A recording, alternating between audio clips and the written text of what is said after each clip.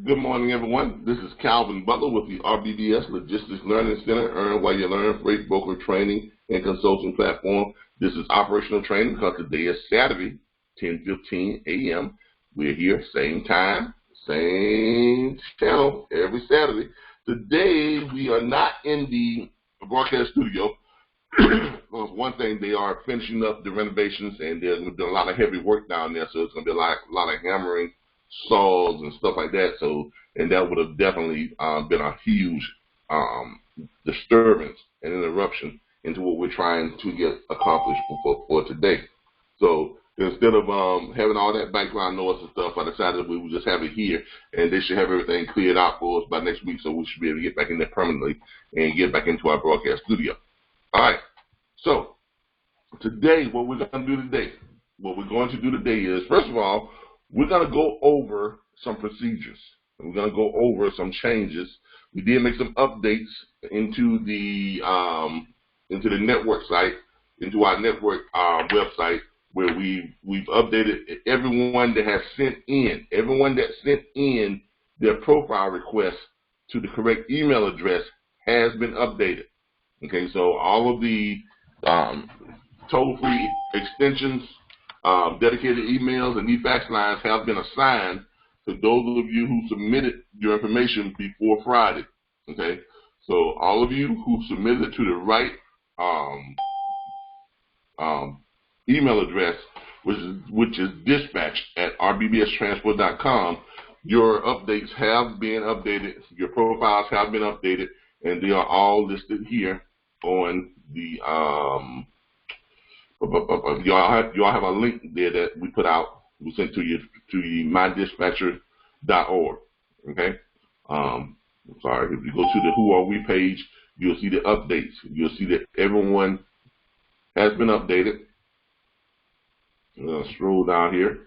If you all may want to take a moment and scroll down and check all of the updates yourselves, but we've updated everyone that has sent in their information for us to update. Now, if you didn't get updated because your information did not appear in the correct email address or did not appear in the right format, so check it and see if you were updated. If you were not updated, resubmit it so that they can get on and get it done this week. Okay, but the updates have been made to the site. We are going to be adding this weekend. We are adding some new load boards in the back office site. Some students have went out and they've acquired some new load boards, and they're giving us access to them. So we are going to be adding those this weekend. Okay, so look for those starting on Monday. When you all log on to the back office site, you should have some extra and some more featured load boards that we're going to have there for you. So you should have those. Want to make sure everyone is hearing me okay. Is everyone hearing me okay? Let's do a mic check real quick before we get too deep into this. If everyone can hear me okay, just kind of, give me a little thing that says, hear you just fine, good morning, hey, how you doing, how was your night, or something. Just let me know you hear me. Got you good. Right, great. All right. I hear you, Calvin. All right, great. All right. Procedures. Let's go over some procedures here. Okay. Our platform has evolved and developed and changed over the course of the year. And the reason why it has, because it had to. Okay, nothing can stay the same and continue to be productive. Okay, remember that. If you fail to improve, or if you fail to upgrade, then you're setting yourself up for failure. Okay, so our platform, which doesn't want to be set up for failure, has grown and it has evolved. It has evolved to the point to where you all actually have less access to me, okay? And that's for a reason, because I have so much other things that I need to concentrate on. We are way behind schedule on the launch of our private load board and our subscription load board. We are way behind schedule on launching that, mainly because I haven't had the time to actually work on it where I needed to. So, with that being said, this is the official announcement. This is the official announcement of our platform change. During the week, if you have any questions, if you have anything you need answers to, that's what that chat group is for. This chat group is not just a gathering. It's not a gathering spot. Okay, it is not. It is not a gathering spot. It is not a. I hope y'all can see this. It is not a gathering spot. It is not a social club. It is a professional chat group that is put there for you all to help each other make money. That's the only reason why it's there. Okay, because there are enough of you all participating and enough of you all who know what you're doing. Why? How do I know you know what you're doing? Because you're booking freight. Believe it or not, there are quite a few of you all who are booking freight. And matter of fact, let's go here and look at some of the freight that some of you all book. Let's sign out of here.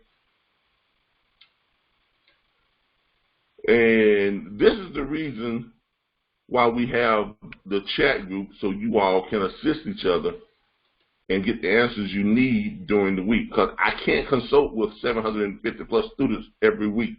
I mean, I just can't do it. There's no way possible. And run this business side of it, and do the websites, and keep this business moving forward and the things that we are trying to get accomplished. If you all see here, let's see here. All right. These are some of your profiles. Oh, and by the way, Mr. Allen, I understand that some of us have problems with technology, but you really don't need to send your request in more than once. I mean this. See this right here, Rick Allen profile, Rick Allen profile, Rick Allen profile, Rick Allen profile, Rick Allen. And I'm not trying to call you out or anything, but I'm just saying because one of the insurance called me, it was like, why did this guy submit this like 5 or 7 different times? It's the same thing. And I'm gonna tell you what that does. People are human. I mean, let's say it's human nature. And when people get aggravated, if people get aggravated with you, that means that they're gonna process yours last. I'm just being honest with you. So if you're sending in the same thing over and over and over and over and over and over and over again, whoever the intern is on duty at that time, they're gonna look at it and they're gonna say that. I mean, I'm just telling you how I would feel if I looked at this and I got this in and I see everyone else is submitting their profiles and we're taking care of them or whatever case may be, and then I get this one person who sends me in 7 times. I'm gonna be a little bit aggravated. So I'm gonna bypass him and I'm gonna go ahead and process everybody else first. And then I'm gonna get to yours, because that's what happens. So try to remember that you're dealing with real people. This is not a automated artificial intelligence. You're not dealing with a computer generated type of deal. These are real people that have to process your stuff. Real people have to process your profile sheets, your load invoices and things like that. These are real people. So when you're sending this stuff over, try to make it as easy to follow as possible. Try not to overload them with stuff that's unnecessary. Like, this is unnecessary to send the same profile sheet in 7 times. That's completely unnecessary. So try not to do that. Okay? As you're sending in your things to be updated, try to explain it as much as you can. Ms. Erica Stokes did a great job in explaining why she needed her email updated, so they was able to get that taken care of. So just keep that in mind. So please keep that in mind. Keep that in mind. As you can see, I want to congratulate Miss Amelia John. She completed her first invoicing. Completed invoicing. As you all can see here, she got her load invoicing done. Here's one of the loads that she sent in. As y'all can see, this is one of her loads. And I think this was her first load. This is the first load that she had booked, gotten delivered, dropped, invoiced, and we sent out the invoice to her carrier. And Mrs. John, be sure and to follow up with your carrier to make sure that they understand that they need to click on it and pay with a debit or credit card. And remember, if you're communicating if you are communicating with your carriers, that is the easiest and the best way to make sure that they pay you in a timely fashion. Because if you're not communicating with the carriers, you're making it easy for them to just stiff you. I mean, I'm just being honest with you. You got to make it easy for them to stiff you. So make sure you communicate with the carriers and let them know that, say, hey, you know, you got the invoice coming. Remember, just click on it and pay with your debit or credit card. And if they're going to have a problem with it, they're going to let you know it right then and there. Okay? That's when they're going to let you know it.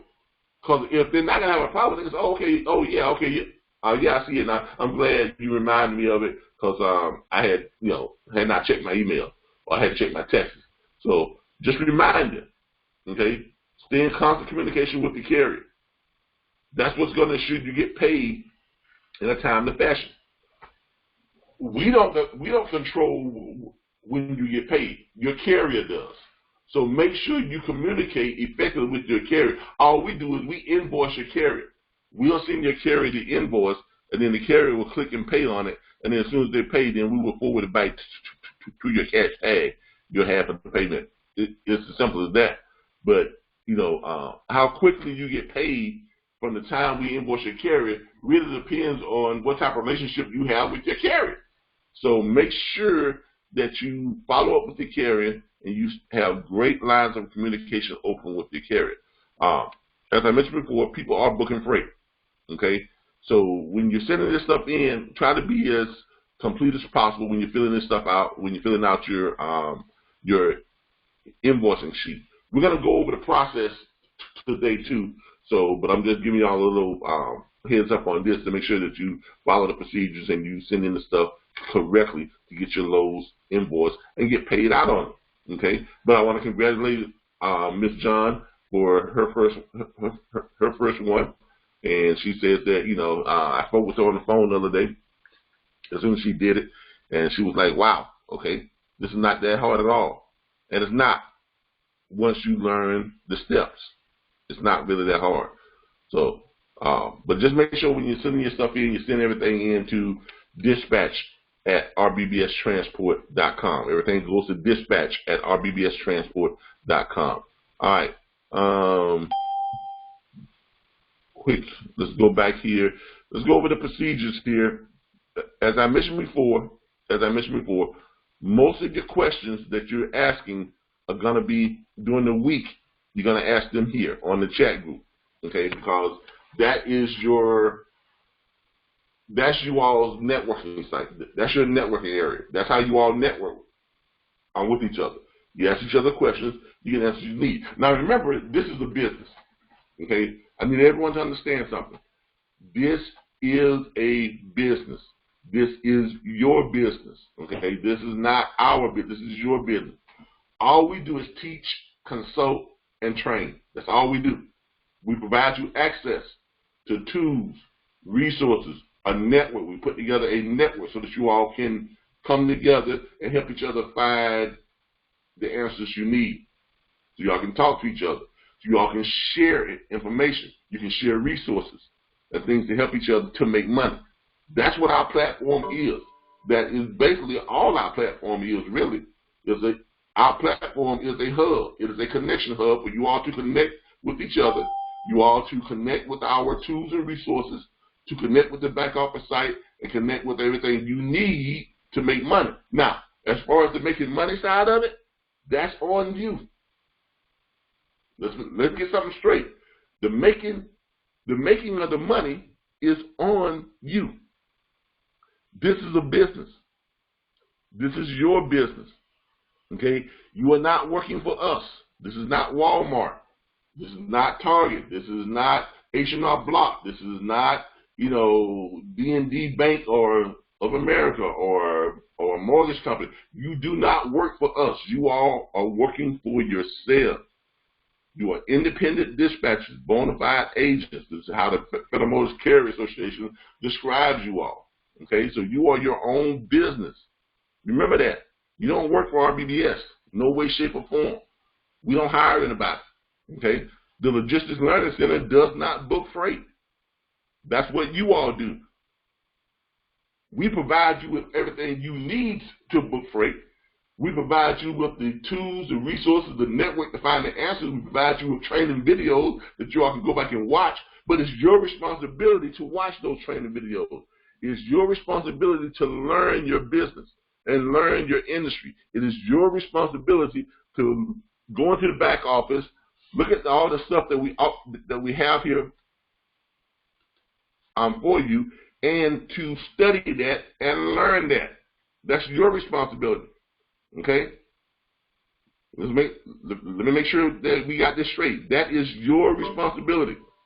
We cannot do this for you. We will not do it for you. I don't have the time to do it for you. Okay? That's not going to happen. That's not going to happen.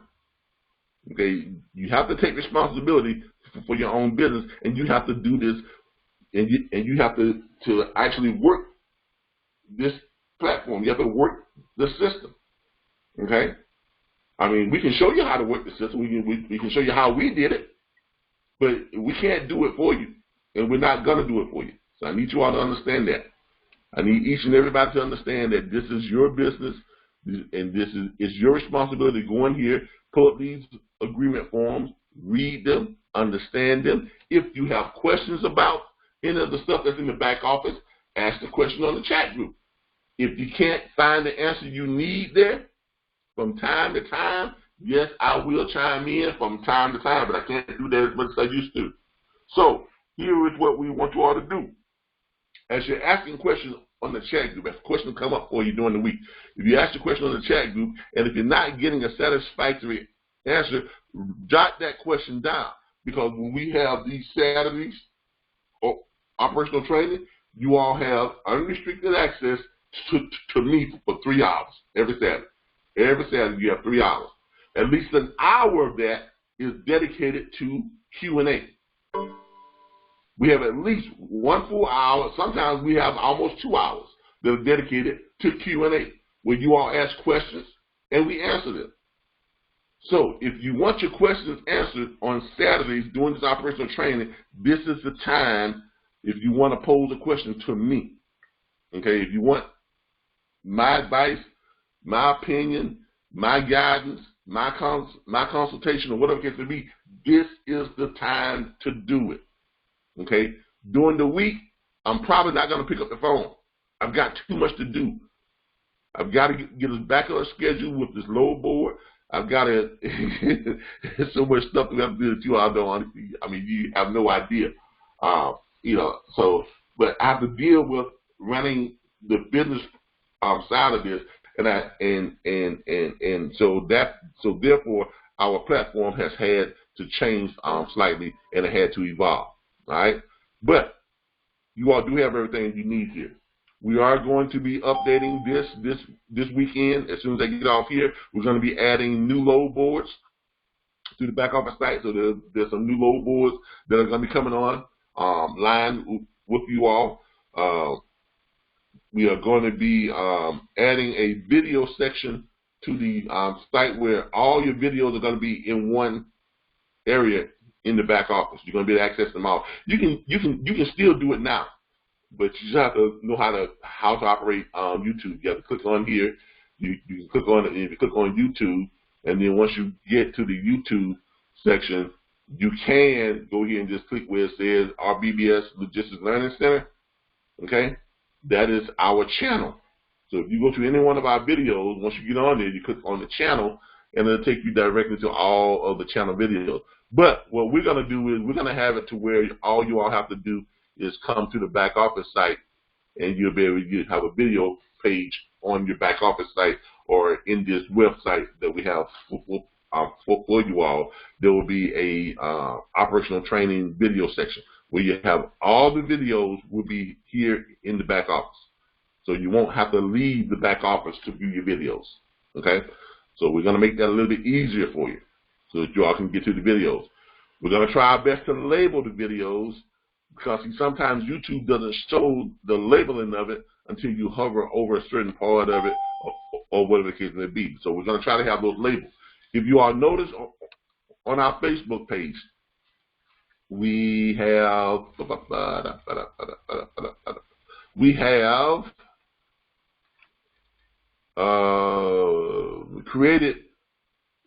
we have put our videos all in one section on Facebook. So our Facebook page is the RBBS Logistics Learning Center. If you go here, you'll find all of our videos are in one section now. As you can see here, this is our video section. Let's see here. Pull it up. But this is it. We have all the videos in one area. The Earn While You Learn Logistics Operational Training, the series. Each video is labeled, but for some reason it won't pull it up until you actually click on it. So the videos are labeled. They're in here from the latest one to the first one. So they're in here by what you call it. As you all can see here, they are labeled Operational Training. That's 40. XL, in case y'all didn't know what that was. That stands for 40. That's training video number 40. That's the Roman numeral for it. And it's mostly Q&A. So we're labeling them so that you all can kind of get an understanding of what's in that video. But we are labeling them. And you can go from video to video. You can go to the next one. Let's see here. Yeah. You can go from video to video, and as you go to them, you'll notice that they are labeled once we get them in. Okay, so but anyway, we have those there. Okay. Also, before we get into anything real heavy here, a lot of you have been asking questions in the back office that really has, well, I'm not going to say it doesn't have anything to do with booking freight. It has more to do with knowing how to operate your own technology. Okay? And even though we are not in the business of tech support, so I'm sure everyone will try the best they can to help each other to learn how to operate Windows or how to operate their computer or their laptop or their smartphone. But you all have got to start taking responsibility for learning how to operate your own stuff, your own computer system, your own laptops, your own tablets, your own cell phones. Okay, because we've gotten a couple of calls where people have called up, even when they're just getting into our system. They're having problems following the steps because they don't know how to use their device. It's not a problem with the steps because the steps are there. Okay, it's presented to them right after they sign up, and it gives them information, gives them the link. But people are not knowing how to operate on YouTube and things like that. So let's go over this real quick. The best way to use our services, I don't care if you're just signing up, I don't care if you're operating the systems, the best way to use our service, the best thing that you can have is a laptop computer,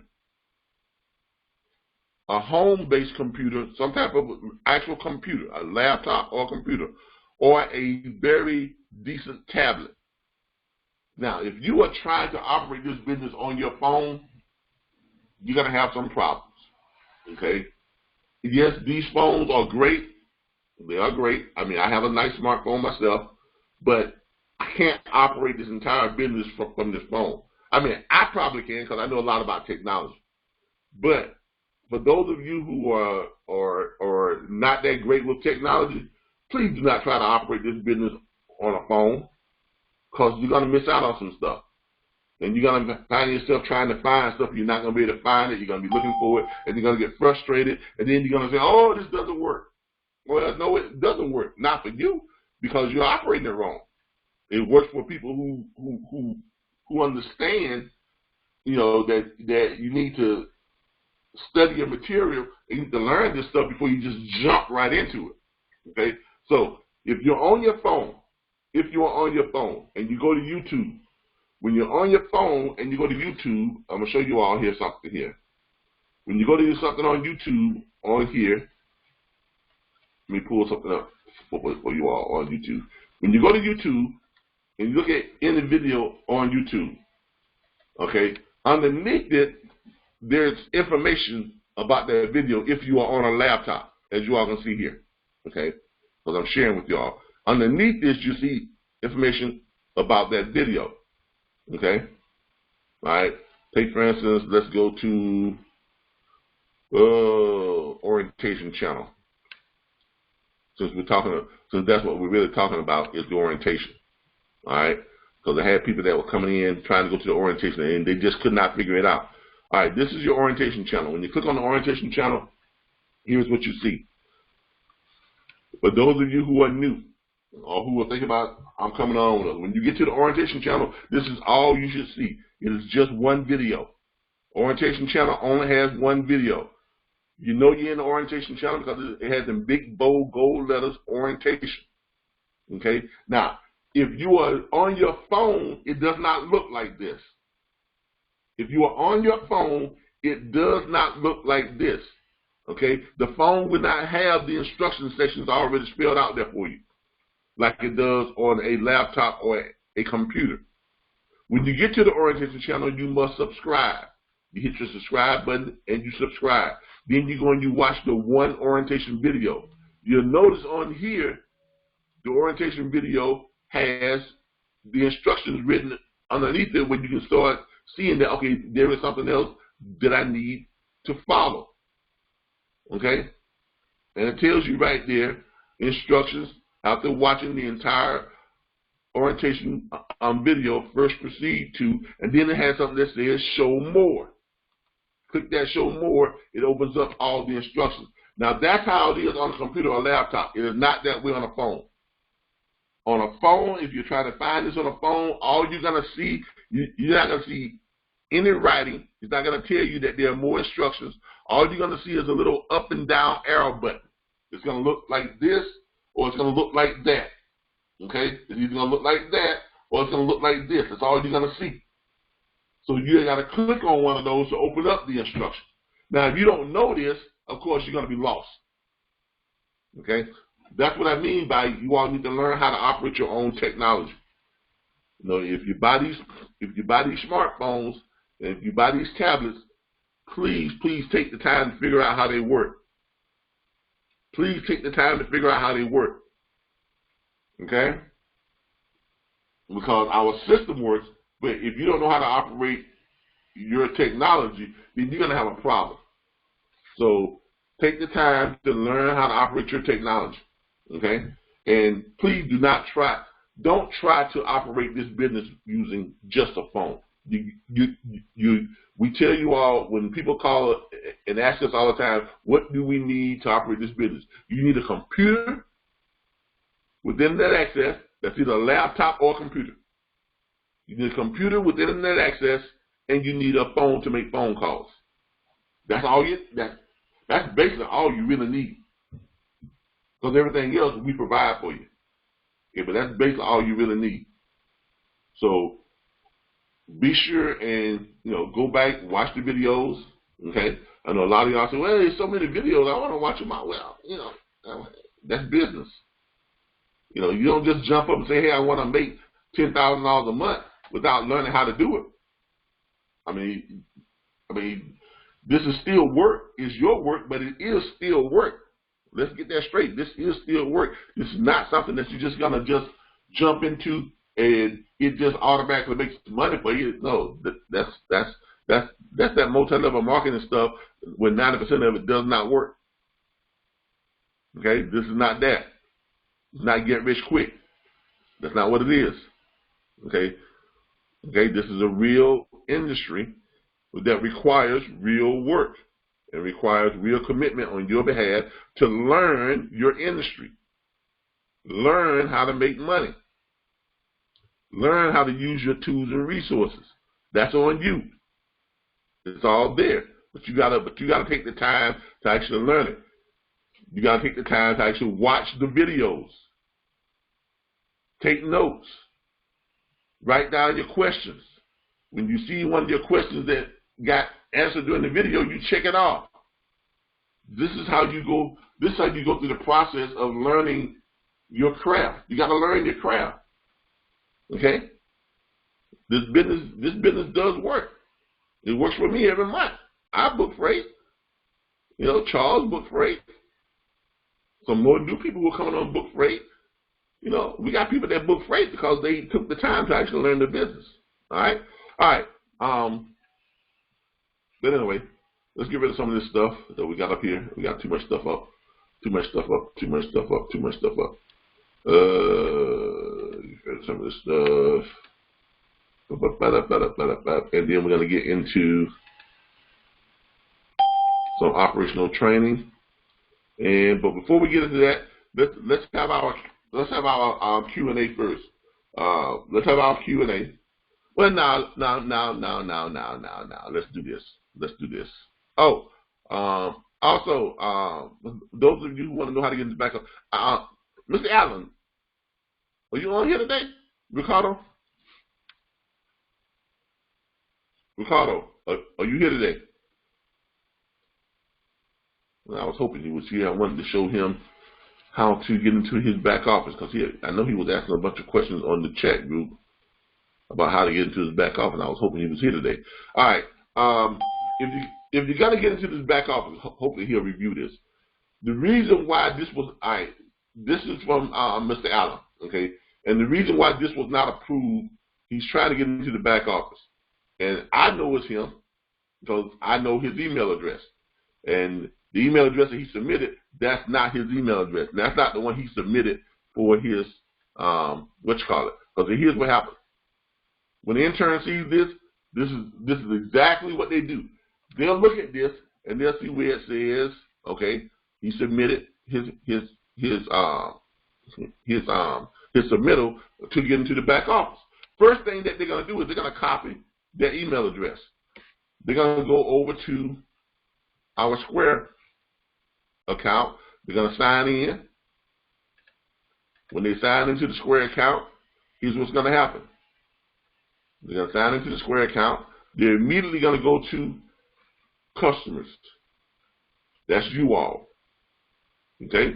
They're going to go to directory. They're going to paste that email address in here. And it's going to tell them if anybody in our directory matches that email.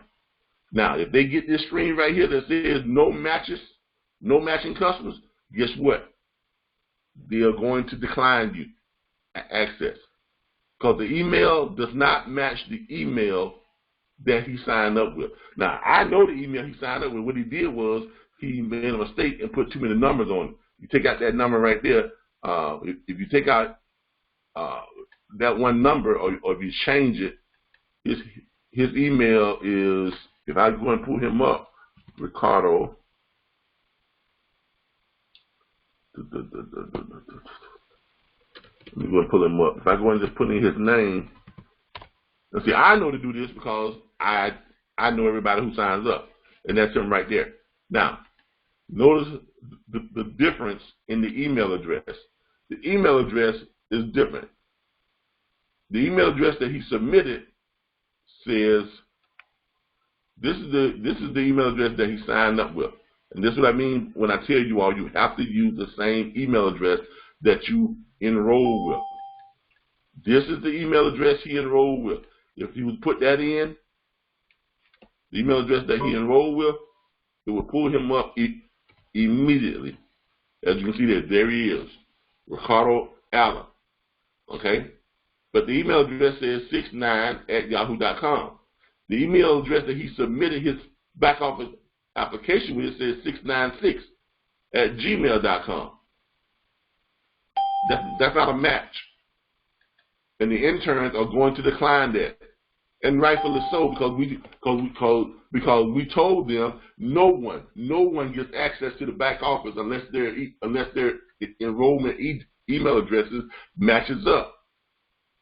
So now, and even if we had approved that, he still wouldn't be able to get in because he would be thinking that he put in what? His right email address, and when he go to try to log in, he's going to be steadily putting in his right email address, and it's going to say no such login found. And he's going to be racking his brain trying to figure out why he can't get into his back office site. All right, so if you're seeing this, Mr. Allen, I need you to resubmit your request, but resubmit it with the correct email address. This is not your correct email address. Please resubmit it with your correct email address, and it will be approved, and you will be able to get into the back office. Later on, he sent this in. This is not the same email address either. He tried to redo it with a completely different email address, rickallen@mydispatcher.org. That's not going to work because that's not the one that you enrolled with. Okay? No one gets access to the back office site until you can verify your enrollment. So go back, resubmit it with the right email address so that you'll be able to, first of all, get in, and second, we'll be able to verify you. All right? So make sure you do that. For those of you who are having the same problem, take note of that. Someone had a question here real quick. Yeah, I think he is on the road. And thanks, Jessica. But I think he is on the road. All right. Let's go over some stuff in the back office real quick. Let's go over workflow. Okay. First of all, so in case you all want to know what video gives you the rundown on how to get a load from start to finish, it's going to be this video, number 41. Okay? It's going to be this video, number 41, because that's exactly what we're about to do. We're about to go from start to finish and show you all how to get a load from start to finish. The very first thing you want to do is come into your back office and you pull up your workflow of dispatching. Okay? The workflow of dispatching. These are the steps you take to booking freight and getting paid on it. These are your steps. Make sure you pull this up, the workflow to dispatching. You pull this up, and the first thing it says, workflow of dispatching, the RBBS Dispatches Network System. Okay, once carrier emails you a signed dispatch agreement, all right? Let's go back a little bit further.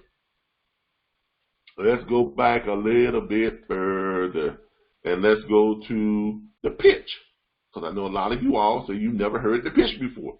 Okay, even though it's on several recordings, we're going to go over the pitch, all right? Who wants to volunteer? I need a volunteer. Somebody talk to me. Who wants to volunteer? Yeah. Okay, who am I speaking with? This is Chandra May. Hey, Miss May, how you doing?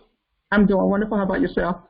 I'm doing great. Miss May, I'm going to ask you to be an asshole carrier today. Okay, I can do that. Miss May says she can do that. Okay. I don't know if that's a good thing or bad thing. But she says she can do that. All right. So, ring, ring, ring. Well, hey, how you doing? I'm doing fine. How about you? I am doing great. I'm sorry for calling you so early this morning, but my name is Calvin Butler. And I'm really? Yes, my name is Calvin Butler, and I'm with the National Network of Dispatchers. Okay, and the reason why I'm calling is because I noticed that you have a truck and you are a carrier. Is that correct? My number? I got it off of one of the load boards. I see you listed here. You listed your truck as being available, and that is available to load some freight. And I see here that you're down in Mobile, Alabama. They're the truck stop. Okay. What you want? All right. Well, what I want is I actually want to help you make some money. So the reason why I'm calling is because, look, we understand not every carrier can run the load for the same amount of money. And we understand that cheap freight is a real problem. So with that being said, our network, which is more than 750 dispatchers strong right now, our network only looks for loads that's paying the kind of money that you want to get paid. In other words, the only question that I have for you is how much money do you need to move your truck? Well, I need at least $5.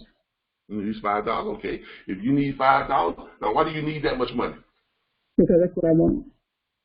Okay, so that's what you want. That's not what you need. That's all right. What I need is the same thing to me. All right, so if you want $5 per mile, we would do our best to only find you loads that's running $5 per mile or better. If we can't find loads that's running $5 a mile, guess what? Your phone's not going to ring from us. We're not going to call you, so we're not going to waste your time. If you tell me you need $5 per mile, that's all I'm going to look for. And there are those out there that's paying $5 per mile. The question is, can we find them leaving out of your area? Now, with that being said, if you also tell me that you want loads that don't run you up in the mountains, I'm not going to run you up in the mountains. I'm only going to look for loads on the bottom half of the United States. And if you tell me you want loads that's running more than 200 miles out or more than 300 miles out, guess what? I'm not going to look for loads that's running less than 200 or 300 miles, because you already told me that's not what you want. So I'm not here to waste your time. I'm here to get you what you want and get you what you need. Mm-hmm. So I'm happy to give you like $4.25 per load, per mile. So I need at least 5 if you want me to switch, because I already have my own dispatch. And what was that again now? I need at least $5 because I'm already getting $4 per mile. So if you want me, I already have my own dispatch company as well. So if you want me to switch over to yours, I'm gonna need to get 5. Well, actually, I'm not asking you to switch over to mine. I'm asking you to add me as an option. In other words, look at it like this: if I just came to you out the blue and said, "Here's $3,000," would you take it? How much I got to pay you? 10%. Why? Why? Because we're worth it. Because we're going to help you find loads, and we'll help you find the loads and the money you need. Because you're not losing anything. So you tell me you want $5 per mile, and all I'm going to call you is the loads that's paying $5 per mile or better. If your current dispatcher right now is only showing you loads that's paying $3 per mile, and lo and behold, we call you up and say, hey, I've got 3 loads that matches your criteria. They're all paying more than $5 per mile. Load number 1 picks up here, drops off here, paying $5.25 a mile. Load number 2, it picks up here, drops off here, paying $5.60 per mile. And load number 3 picks up here, drops off there, and it's paying $5.10 per mile. Which one would you like? Are you going to turn those down? Probably not. I'm just going to sit back and I'm going to look at them and see which one's going to look out best for me. Exactly. That's all we're asking you to do. Because we're not here to replace anybody. We're not here to take over anybody. We're here to give you another option to making money. That's all we are. We're just another option that you have access to. But the great thing about it is we only contact you when we got what you're looking for. How's that sound to you? Sound like you're getting on my nerves, but okay, go ahead. No, seriously. Do you want to make money? I mean, I love to help you make money. All right, I appreciate it, man. I'm going to go ahead. What do you need from me now? Okay, all I need from you is I'm gonna shoot you over my dispatch agreement. I just need you to read it, sign it, send it back to me.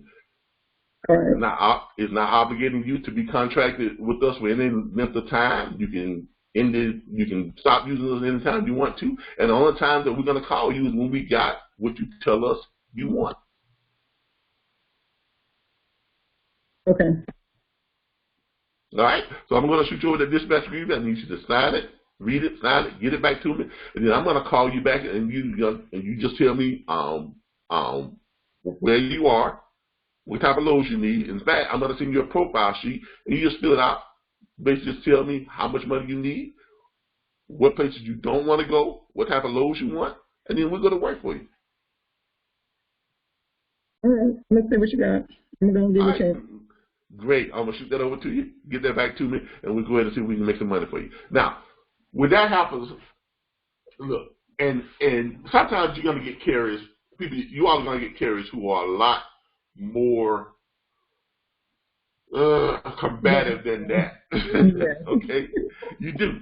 I mean, it happens. You get people who are combative. But if you know the script, and what I mean by knowing the script, here's the script.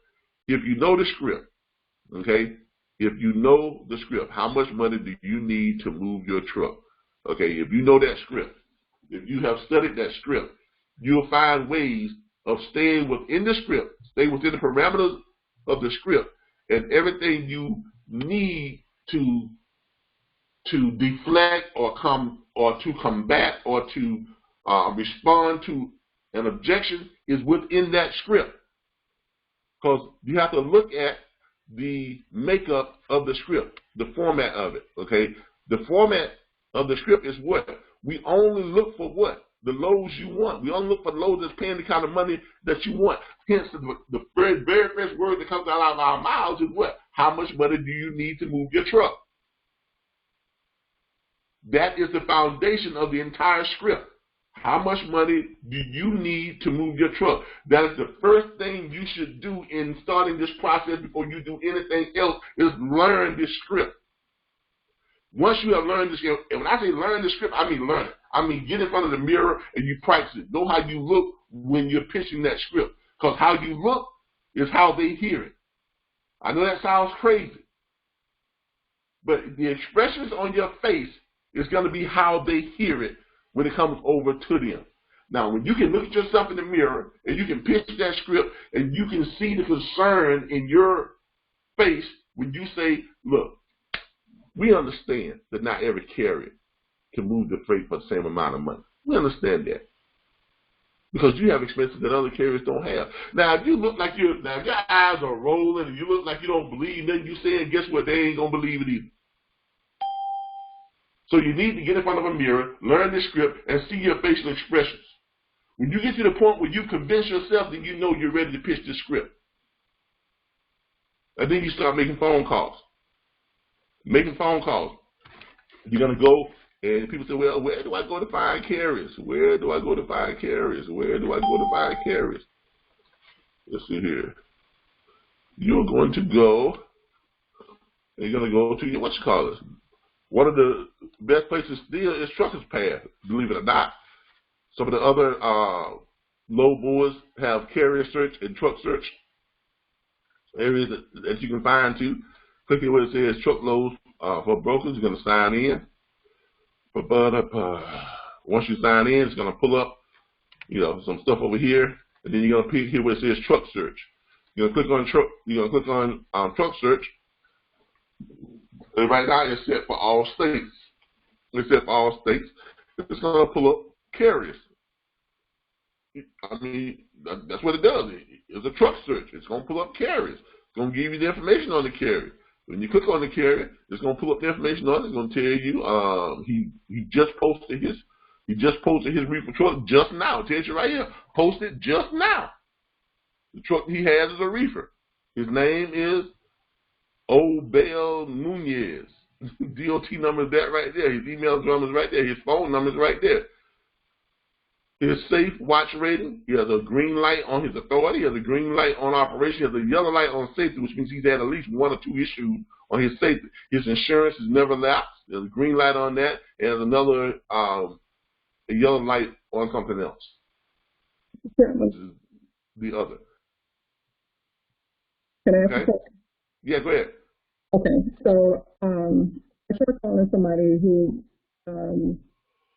had all green, right? Well, let's put it this way: he was in, well, I guess satisfactory rating, but then when the broker asked for his MC information, the broker had to pass on him because apparently there's something behind the scenes that we can't see from here that he didn't pass as far as the insurance. What is that?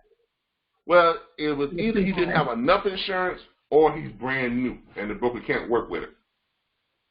The broker said that his insurance would be too high for him to take him on as a carrier for that load, so I wasn't able to get it. Because he might be brand new. Oh, okay. And that load may require him to have a seasoned driver, or that driver must have more insurance. You understand what I'm saying? Oh, okay. My insurance is too high to put him on that load. Most of the time, 90% of the time, that's because your person is new. The MC number doesn't have enough seasoning on it. Okay, I got you. Because and brokers, they experience the same thing. If you are a new broker, shippers will tell brokers, "Hey, call me back when you got 6 months seasoning on your bond." Okay, because a lot of these shippers, because a lot of these brokers have a lot of dedicated freight, and if they have dedicated freight shippers, they don't want new people moving their stuff. Okay, that's just that's just how it is.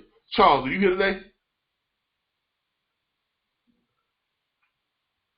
And Charles will tell you. Yeah. Okay, I think Charles will tell you in his ebook series. I think you have a section on there on new carriers and seasons or something like that. Yeah. But you know, I mean, shippers and brokers, they're real, especially on dedicated freight. Shippers are not going to want new people moving in dedicated freight because these are people that they have contracts with. They have long-standing contracts with 3, 4, 5, 6 year, and 7-year contracts, and they want to make sure that those loads get delivered on time. They want to make sure that those carriers have good trucks and not these old trucks that are going to be breaking down and have all kind of problems and give them all kind of excuses. So they want to make sure that they have dependable carriers and dependable drivers that are moving that type of freight. So a lot of times when you go to book a great load and your carrier is brand new, the broker runs them up. The broker says, no, the insurance is going to be too high on this guy. Right, exactly. Exactly. That's what they're saying. They're telling you that he's too new and I've got to have extra insurance just to run this load, which means it's going to cost me more money, which means I'm going to make less money. So does that mean that we go into Safer and Safer? I don't remember if Safer gives you the date that the actual MC was assigned to the guy or what? No, you can't figure out how to avoid that. Yeah, you just got to work a little bit harder to find him a load from a carrier. I mean, from a broker that doesn't require him to have that much seasoning. And if you still want to try and run that load, I mean, here's what I would do: if you find a great load, right, but your carrier can't run the load, yeah, why not come to the chat group and say, hey, I got a load, right? I did. I think how somehow they're already giving it away. Yeah. What you do is you come looking for a carrier. Come to the chat group and say, hey, I need a carrier to run this load. Now, if someone has a carrier that makes the load, that's great. But that's kind of like it's kind of like a needle on a haystack almost. Yeah. You got so many carriers and so many loads, so many different places, whatever it is. But you stand a better chance of getting that worked out within a network than you do trying to do it all just by yourself. And the great part about that is, and the great part about that is with our system, if you bring the load and another person bring the carrier, guess what? You're still going to get 2.5% of the load fee. Yeah. You see what I'm saying? Just for bringing the load, even though you don't have a carrier. Yeah, I mean, I've done both. I mean, I put it in the chat group this week. Mm-hmm. Yeah. Now,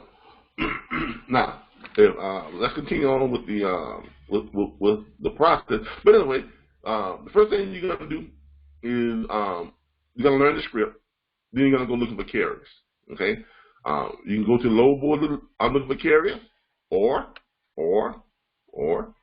you can go to now here in truckloads.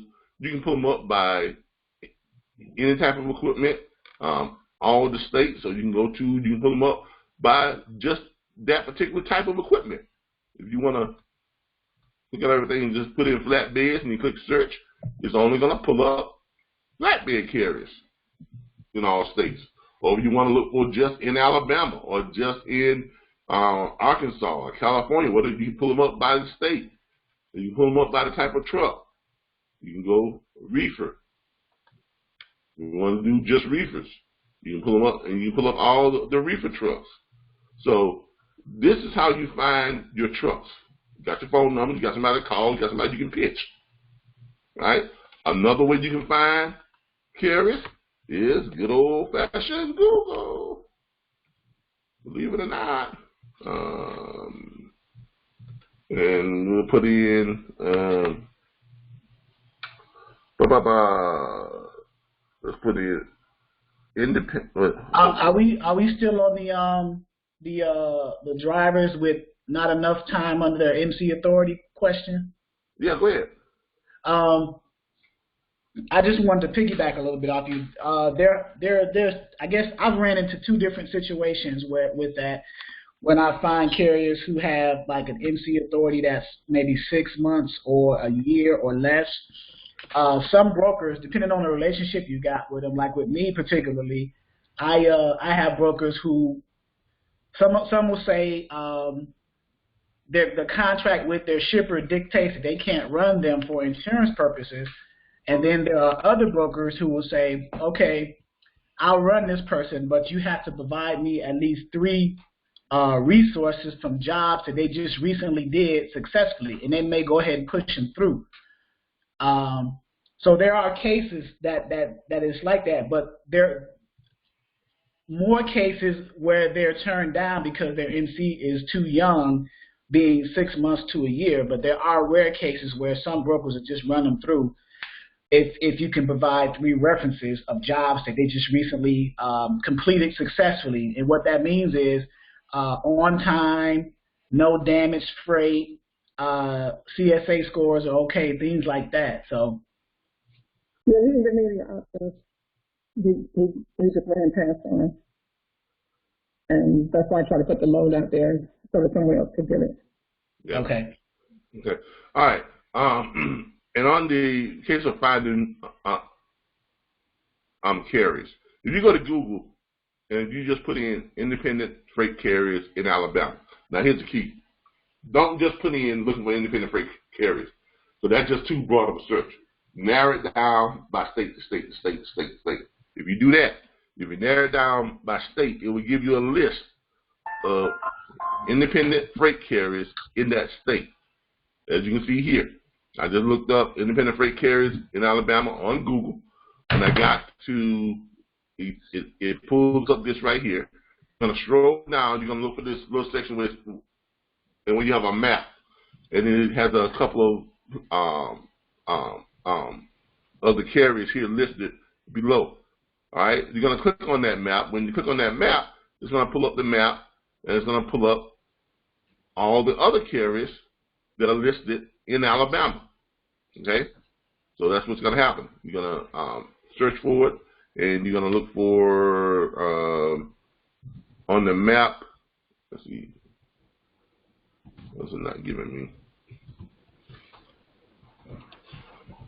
On the map, it should give you a list of all the carriers. Where results, add missing places. Okay, now I don't want to do it right the way I did it just a second ago. I just did it a second ago too. Give me a second. So, come on, computer. There it is. It pulls up all the other places too. As you can see here, just underneath this map, it's going to have that, and then you should be able to get it where it pulls up all of the. What did that do the last time?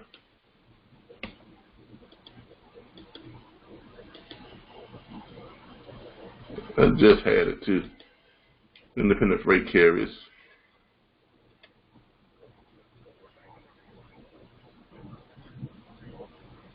I don't know why it's not pulling up the list like it did before. And it just pulled up the list too, and I'm trying to figure out why is it not pulling up the list this time. Something I did to make it pull up the entire list.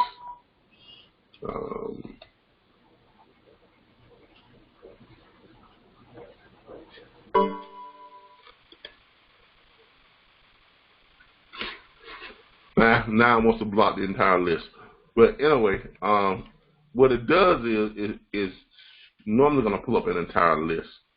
Like I just had it just a second ago. I don't know why it's not doing it now.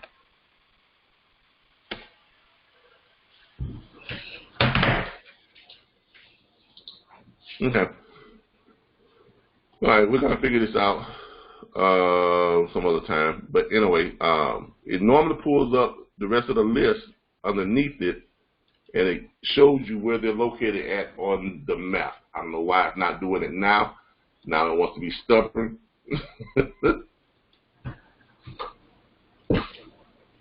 All right.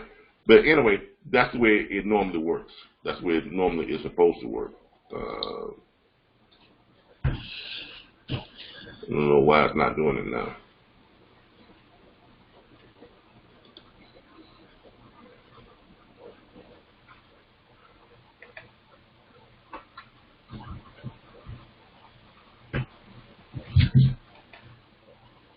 I really don't know why it's not doing it now. But anyway, that's where it's supposed to work. When you go and you put in, let me try to look for a different state. Let's try looking for a different state. Let's say Florida.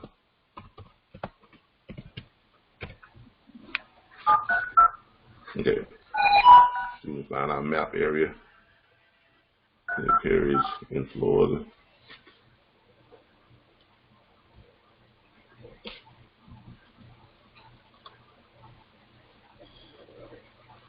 But anyway, you're supposed to be able to pull it up, and it gives you a list by maps and by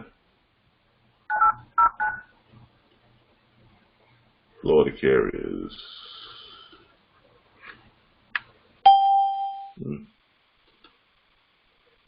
I don't know why it doesn't want to do it now, y'all. But anyway, that's how I normally find carriers. I either go to Google, or either I go to, or either I go to one of the load boards. And you go to load boards, and you basically find your carrier. Once you find your carrier, once you find your list of carriers, you just call them up. Okay. Now, when you're calling up the carriers, remember, learn your script. Learn your script. You're going to call the carrier up, and you're going to say, hey, Mr. Carrier, how you doing? This is Calvin Butler, or this is James Summers, or whoever it is with the National Network of Dispatch. You can use your company name, or you can use National Network of Dispatch. Okay? And you're basically going to go through the script with it. The reason why I'm calling you today is because, first of all, I want to ask you one question. How much money do you need to move your truck? They're going to respond to you one way or the other. They're going to say, what do you mean? What the hell are you talking about? Or they're going to say, I need whatever, whichever the case be, if they say, what the hell are you talking about? You say, well, like I said, my name is, repeat who you are. My name is such, such, such, with the National Network of Dispatchers. National Network of Dispatchers is more than 750 dispatch firms strong, and we only look for the type of loads, paying the kind of money you need, and the type of loads you want. And you just go through the script. Okay? That's all you got to do. You got somebody who got their mic open that's playing a lot of music in the background. I don't know who that is.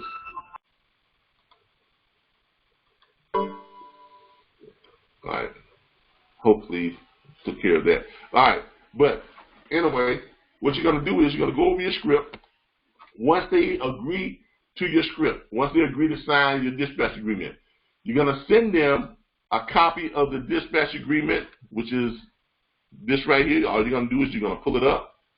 Your service dispatch agreement, you're going to pull it up, and you are going to fill it out. Okay? And you're going to send it to them. Okay? All you're going to do is you're going to put in your information. Now, you notice here you're going to click the enable the editing button so you can alter this a little bit. Up top, you're going to put your name, your address. It can be just your city and state. You're also going to put your phone number and your email address. It can be the ones that we assign to you, or it can be your own, one or the other. Everything up top that is above the fee line, and the fee line is right here, where it shows you our 10% fee. Everything above that line that's in yellow is where your information goes. Your name goes there. Okay, do not put RBBS. Don't put my name, your name, because this is your agreement. This is going to be your client. This is going to be your carrier. It's not going to be our carrier. It's going to be your carrier. Okay? Their information goes into the blank section. Yours goes into stuff that's highlighted in yellow up top. Everything below the fee line that's highlighted in yellow is where their information goes. It's asking for the SMS cell phone number. That's the carrier's cell phone number goes there.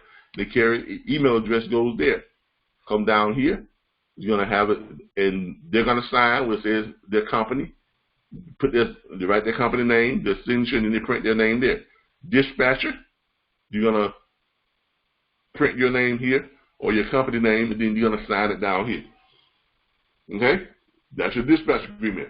You're going to send that out to them, and you are also going to send out, let's see here, what's my Facebook page? Oh, also on Facebook, if you're in the chat group, if you need documents, most of the documents on our Facebook chat group have been shared before. Okay, so a lot of you are asking for, how do I get a copy of this? How do I get a copy of that? It's right there in the chat group. All you got to do is when you go to the chat group, look over to your far right. Over to your far right on the chat group, you have a list of all the people who are who have access to this chat group. These are all the people that have access. These are all our members who has access to the chat group. If you scroll down, keep scrolling down, you see where it says shared files. These are all the files that we've ever shared in our chat group. And you go through them, you have the onboarding process, you have the new dispatch service agreement, you have other stuff that other people have shared, you have book the load, you have switch dispatch carrier profile. A lot of you have been asking about a profile sheet, okay? All right.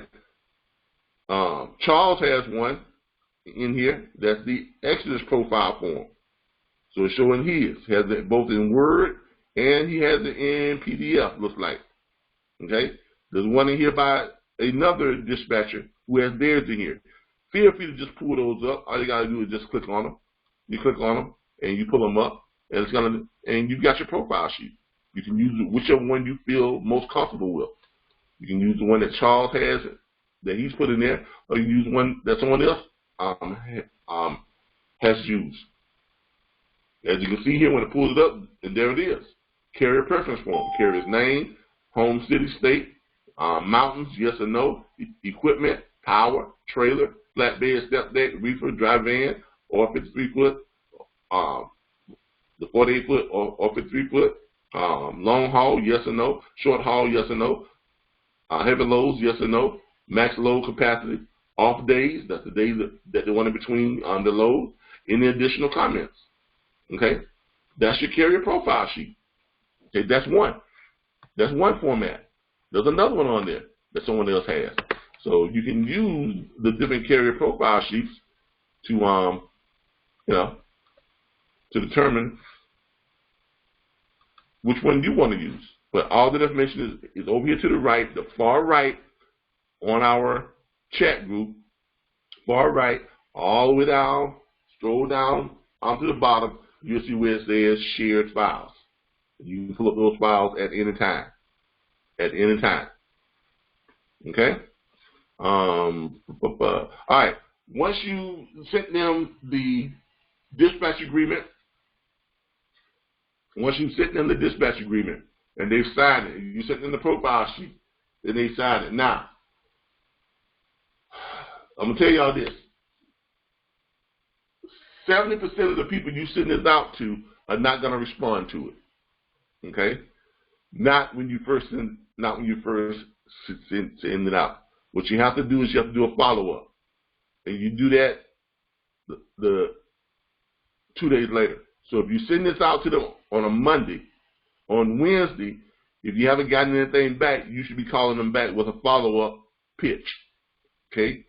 All right. Who wants to volunteer to be the carrier on the follow-up pitch? Anybody? Somebody talk to me. Come on now. All y'all. And who am I speaking with? Good morning. Good morning. And who am I speaking with? Mr. Tony Wash. How's everybody doing? Oh, doing great, Tony. Doing great. You gonna volunteer this morning, Tony?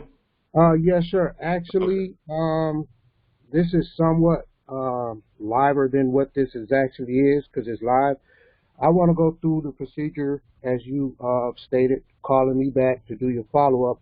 I received my carrier's signed agreement, carrier dispatch agreement, and we was piggybacking on how would you handle a carrier that don't have enough experience. But as I listened, I think my question was answered, meaning that if you call the carriers that's on Trucker Path and you do your follow-up and you send them the agreement, 9 times out of 10, when they post their truck up there, that's their experience for the previous load that they just dropped.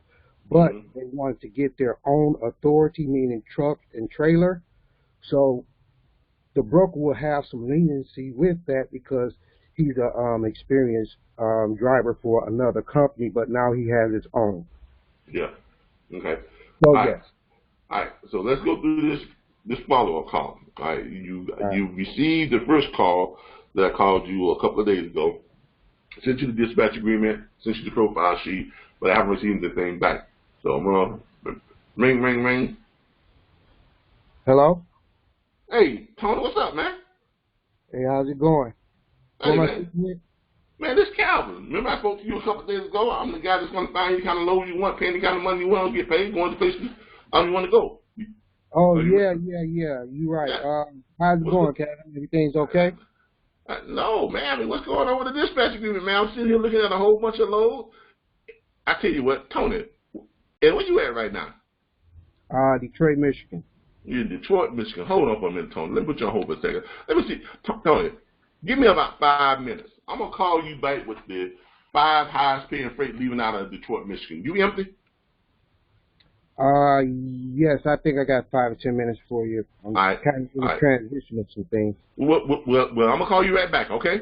All right. All right. All right. You have the phone with Tony. All right. Then you go to what? You go to some of your load boards, right? Go to some of your load boards. All right. We're gonna choose, which one we're gonna choose? We're gonna choose this one. We're gonna choose this one today. We're gonna go to some of your load boards. We're gonna find those. Tony said that he was in Detroit, Michigan, right? And then what he said? Everybody, now he did say Detroit, Michigan, right? Correct. Yes. All right. He said Detroit, Michigan. That's where he's at. We're gonna do a 100-mile radius search of Detroit, Michigan. Okay? We're gonna search Detroit, Michigan. We're gonna go over here. We're gonna go to rates in Detroit, Michigan.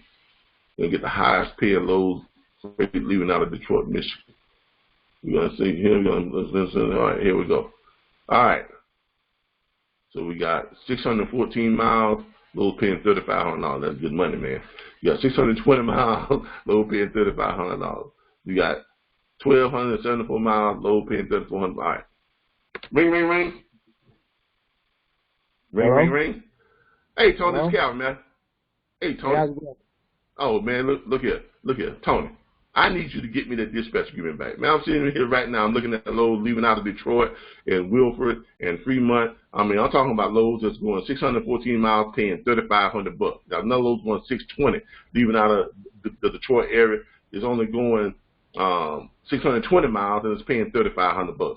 Man, I got another load here that's going 1,274 miles, leaving out of Wilford. Man, it's paying $3,400. Oh, sounds like a pretty good, decent loads there. Yeah, So you but really tell me there's no cap? Once I sign this agreement with you, there's no cap. It's just whatever you tell me, whatever I tell you to find on the board. If it's available, then I can pull that load. look, Tony. Very simple, man. Very simple. You tell me what it is you want. Money-wise, miles-wise, and geographical wise. See, you don't want mountains, just tell me you don't want to go in the mountains. I won't send you up in the mountains. But I can't do nothing for you until I get a dispatch agreement. I'm not even supposed to be telling you what I'm telling you now, because until I get a dispatch agreement with you.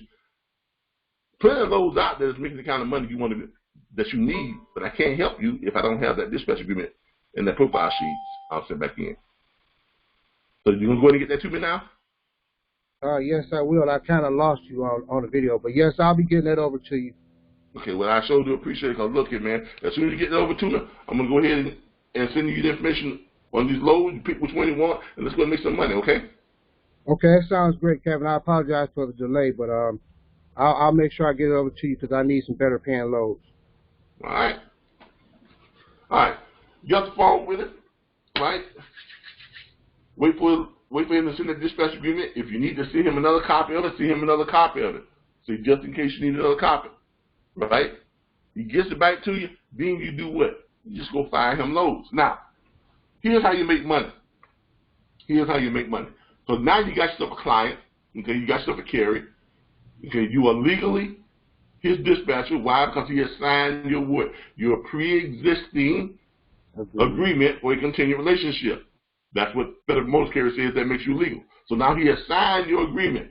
So now you got yourself one carrier. Now I'm going to show you how to book 4 loads right away with that one carrier. Okay? All right, today is Saturday. So that means that these loads are probably going to pick up on Monday, right? Now, you know that this first load, let's say he chooses this first load. It's going 614 miles from Detroit to Elizabeth, New Jersey. Okay? Now, if you know he's going to Elizabeth, New Jersey, it's only 614 miles, people. So if it picks up on Monday, right, and it's going to Elizabeth, New Jersey, right, that's only 614 miles. A good driver can run that in one day. A good driver can run 625, 650 miles. That's what a good driver can do. Okay? A decent driver, he can still run it in a day and a half. Run in a day, he can run it today and get there early tomorrow morning. And still drop the load early on Tuesday morning. I'm sorry. Now, you know that he is going to be where on Tuesday? Who wants to help me out here? Let's have some people chime in. All right. He should be in New Jersey. He's All right, gonna be exactly. All right. So you know on Tuesday he's going to be where? Jersey City, right? Right. All right. So what are you going to do? Look for a load. Exactly. Because he's already told you that he wants this load, right? Yep. Now, so you ask him. People with this board, is it a backhaul on this board, or could you ask the broker? Do they have a backhaul?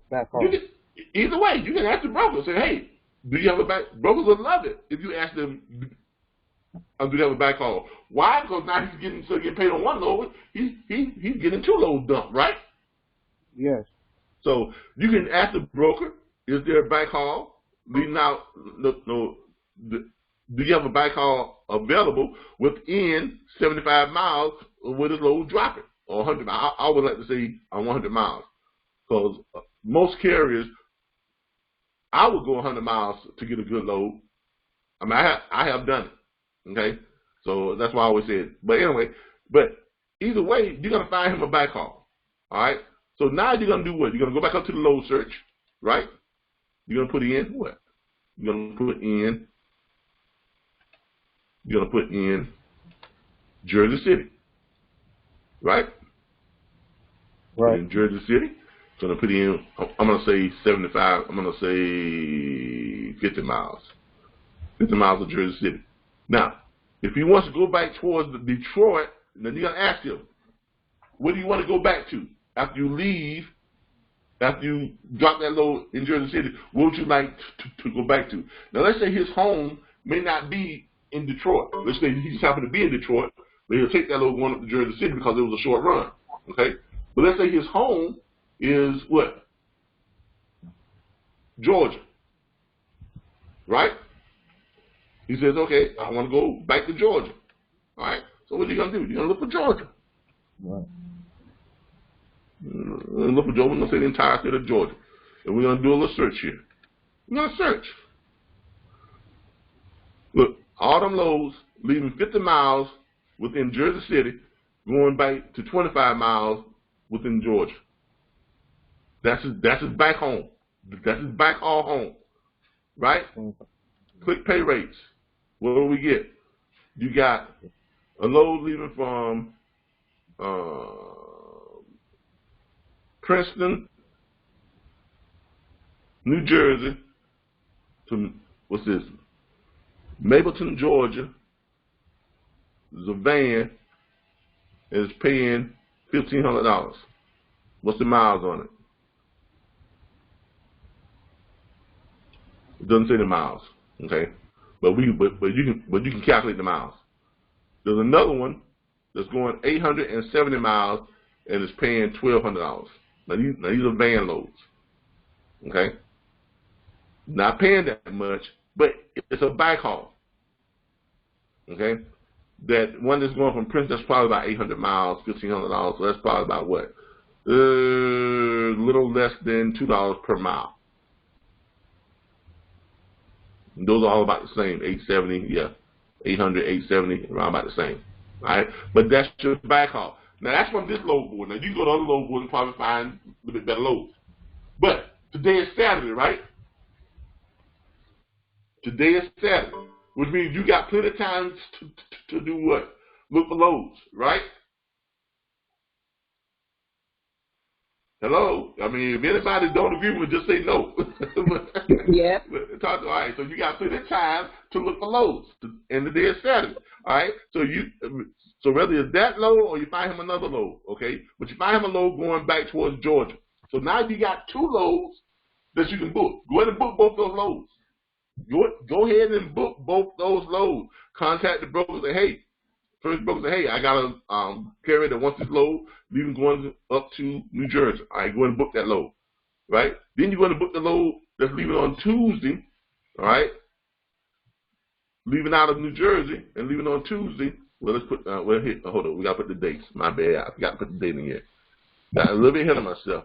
What's the day's date? The day is what? Anybody? What's the day's date? The date is 18. the day is the 18th. So that means we need something leaving out on the 21st, right? All right. Let's search for that. Leaving out on 21st. Oh, wait, no. We got to put that load. Leaving out on 21st. No pay rates. So that means we gotta call and ask the carrier on the rates and ask the broker what the rates are. So these are not showing rates, okay? But let's say you find one that's suitable. You go ahead and book it. All right, going back to Georgia. Leaving on Tuesday, going back to Georgia. All right? So you go ahead and book it. All right? Now you got a load going out and you got a load coming back to his home state, right? Now, that's Tuesday. So it's a short run, so it's Tuesday, 800 miles. Probably gonna take him he's not gonna be able to run that in one shift. He's gonna have to take a shift and a half, or at least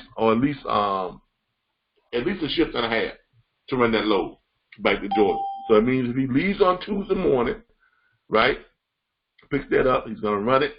He'll be back by Wednesday afternoon. All right, sometime Wednesday. All right. So he's going to run all day Tuesday, and then he's going to run 11 hours on Tuesday. He's going to shut down. He's going to run his other 200 miles or so on Wednesday morning or Tuesday night, early Tuesday night, 3 o'clock in the morning, 4 o'clock in the morning, whatever it could be. Wednesday morning, he's home. All right? So now, on his profile sheet, let's say he wants 1 day of rest in between his bike hauls. All right? So that means you're giving him what? Wednesday off, right? Yeah. Right? You're giving him Wednesday off, right? Right. You know he's in Georgia, right? Yeah. So what are you going to do? You're going to look for him a load that's leaving out of Georgia, right? A load that's leaving out of Georgia. And you want it to be you want it to pick up on what? Thursday, right? Okay. Yeah. Right? Right. So. Yes. Hold up here. Let's take this out. Don't really care where it's going.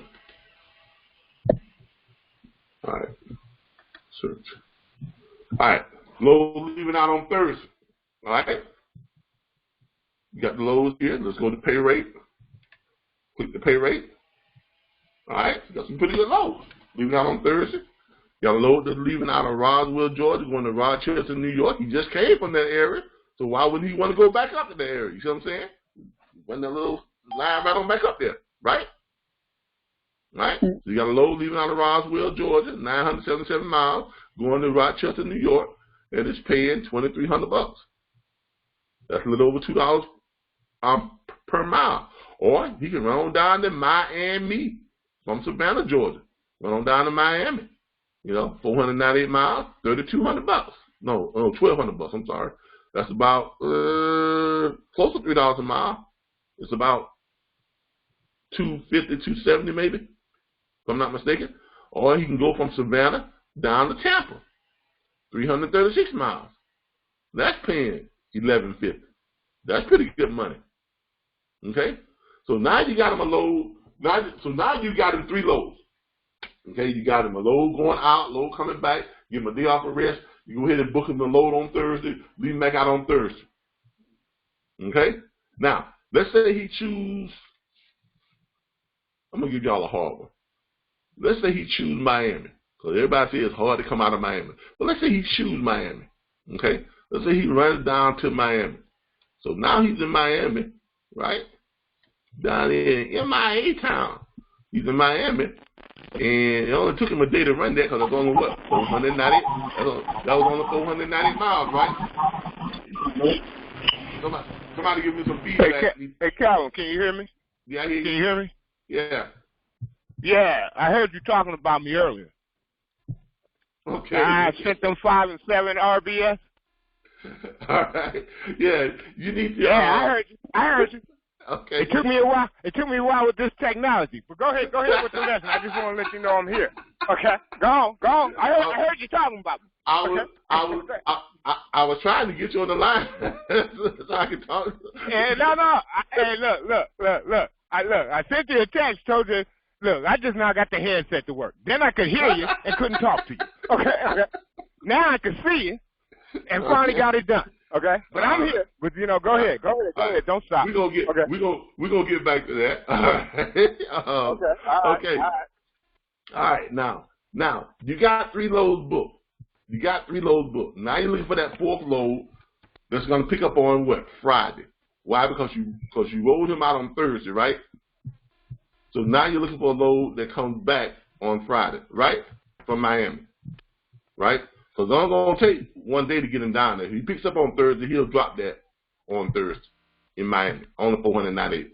Only just under 500 miles. So you have no problem running that in 1 day. So the next day is Friday. He wants to come back to Georgia from Miami. So what you're going to do? You're going to go in here. You're going to look for something leaving out of Miami. You're going to look for something leaving out of Miami, Florida area, and you're going to give him a little wide radius. I'm going to give him 100 miles out of Miami, and you want to have him going back to where? He said he wants to go back home to Georgia. Okay, y'all, I know y'all don't like to hear me sing, but we good. We're going to run him on back to Georgia. We need to change the date. We need to pick up on when they need to be picked up. They need to be picked up on Friday, right? Yeah, need to be picked up on Friday. All right, so we're going to pick that one up on the 24th. Is that correct? Yeah, that's correct. Yeah, that's correct. Pick it up on the 24th. Let's do a search for that.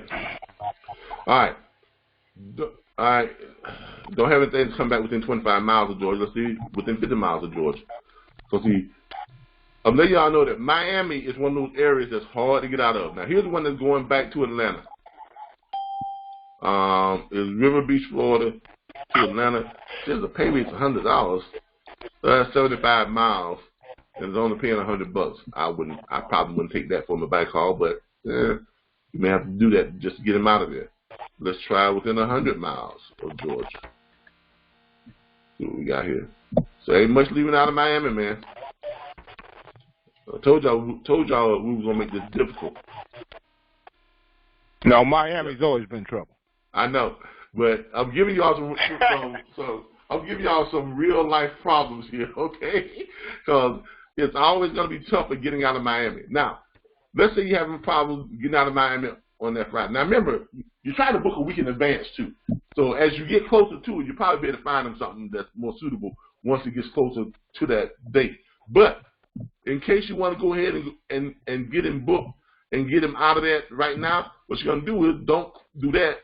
Just click Miami and put Florida. Put it in Florida. All right, you put it in Florida. And let's put in 50 miles. 50 miles. All right. You click search. Now, you got stuff that's leaving from Miami going other places in Florida. All right. What you want to try to do is try to get them as close to Georgia as possible. All right. So you got something that's picking up on Friday that's going 350 miles, and it's running to Gainesville, Florida, and you got another one that's running to Orlando, Florida. Gainesville, Florida is going to put him real close to Georgia. If you all know anything about Florida, Gainesville is like right there next to Valdosta, Georgia. Y'all know that, right? Like I'm talking less than 30 miles from Valdosta, Georgia. Gainesville, Florida is like right there on top of Valdosta, Georgia. Okay? So what you do is you gotta find him a load running up to Gainesville. That's only 15 miles, by the way. It says DH miles, no, 350 miles, I'm sorry. But it's only 350 miles. So he can run that load real quick up to Gainesville, and then what you do is you find him something from Gainesville. You're going to find him something from Gainesville, and you're going to try to run him from there to Georgia. And then you're going to try to find him something from there to there, and search from that, and try to search for something going to Georgia. And there's nothing right now, Gainesville, Florida, to Georgia. Not within a 50-mile radius. Let's say a 100-mile radius in Georgia. Nope. Right. But there you see, and plus you got to use more than one load board also too. So you may need to go to another load board to buy him a load to get him out of Florida back to Georgia. Okay? But just to give y'all a heads up, Miami, Florida is the toughest place to get a load coming back out of. I'm just letting y'all know that. Before you start putting freight going down there, that is the toughest spot probably on the face of the planet in the United States to get a load that's coming back out of. But that is how you essentially book 4 loads in the same day for one carrier. You got your whole week covered. Did everybody understand how we just did that? Yeah. Yes. Like that's how you take one carrier. That's how you take one carrier that you have signed up and you book them out for the week. Okay. If you got one carrier, you can book him for a load. Then you get another carrier, book him for a load. What do you got? You got eight loads, right? And then so on and so on and so on. This is all basically just following steps and just repeating the process. That's all it is. If you follow the steps and you repeat the process, you can't help but be successful. I mean, it really is just that simple. It's just as simple as we just showed you here. You just follow the steps and repeat the process. You know, where a lot of you get caught up at and you get mixed up at, you get caught up worrying about stuff that has nothing to do with you making money. A lot of you all will get off onto, okay, what does this mean? What does that mean? How do I calculate lane rates, or how do I, whatever this? I'm like, okay, what does it got to do with you making money? Okay, what does that have to do with you finding a carrier, pitching that carrier, signing that carrier to a dispatch agreement, getting that carrier's profile sheet, going to the load board, look for what that carrier has asked you to look for, find that load, right? Contact that broker, get that broker to carry the MC number. Broker sends you the confirmation rate sheet. You send the confirmation rate sheet over to the carrier. Carrier signs it, sends it back to you. Send it back over to the broker. Carrier goes, picks up the load. Carrier drops the load. Carrier sends you a BOL and his invoice to the broker. You call the broker back 3 days later or 2 days later. Hey, Mr. Broker, I'm calling to get a status update on my carrier's pay. Broker tells you, oh, we're paying him on tomorrow. We're paying him this afternoon.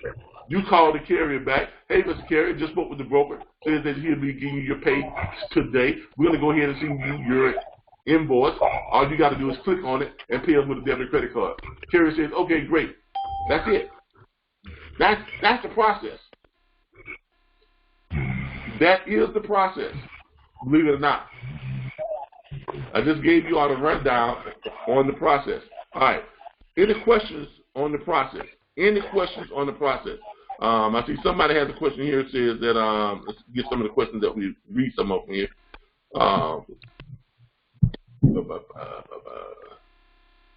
I think Jessica got the answers she needed. Where would they get their reference form? Is it the BOL? So long as the carriers will tell you which other companies they have made deliveries for. See, y'all got your own little conversation going up here. Who's talking in the background? Remember, your mic is open. Who? Somebody's talking, and I'm hearing everything you're saying. Just remember, when these mics are open, they pick up everything. All right? And this is being recorded, so be careful. All right? All right.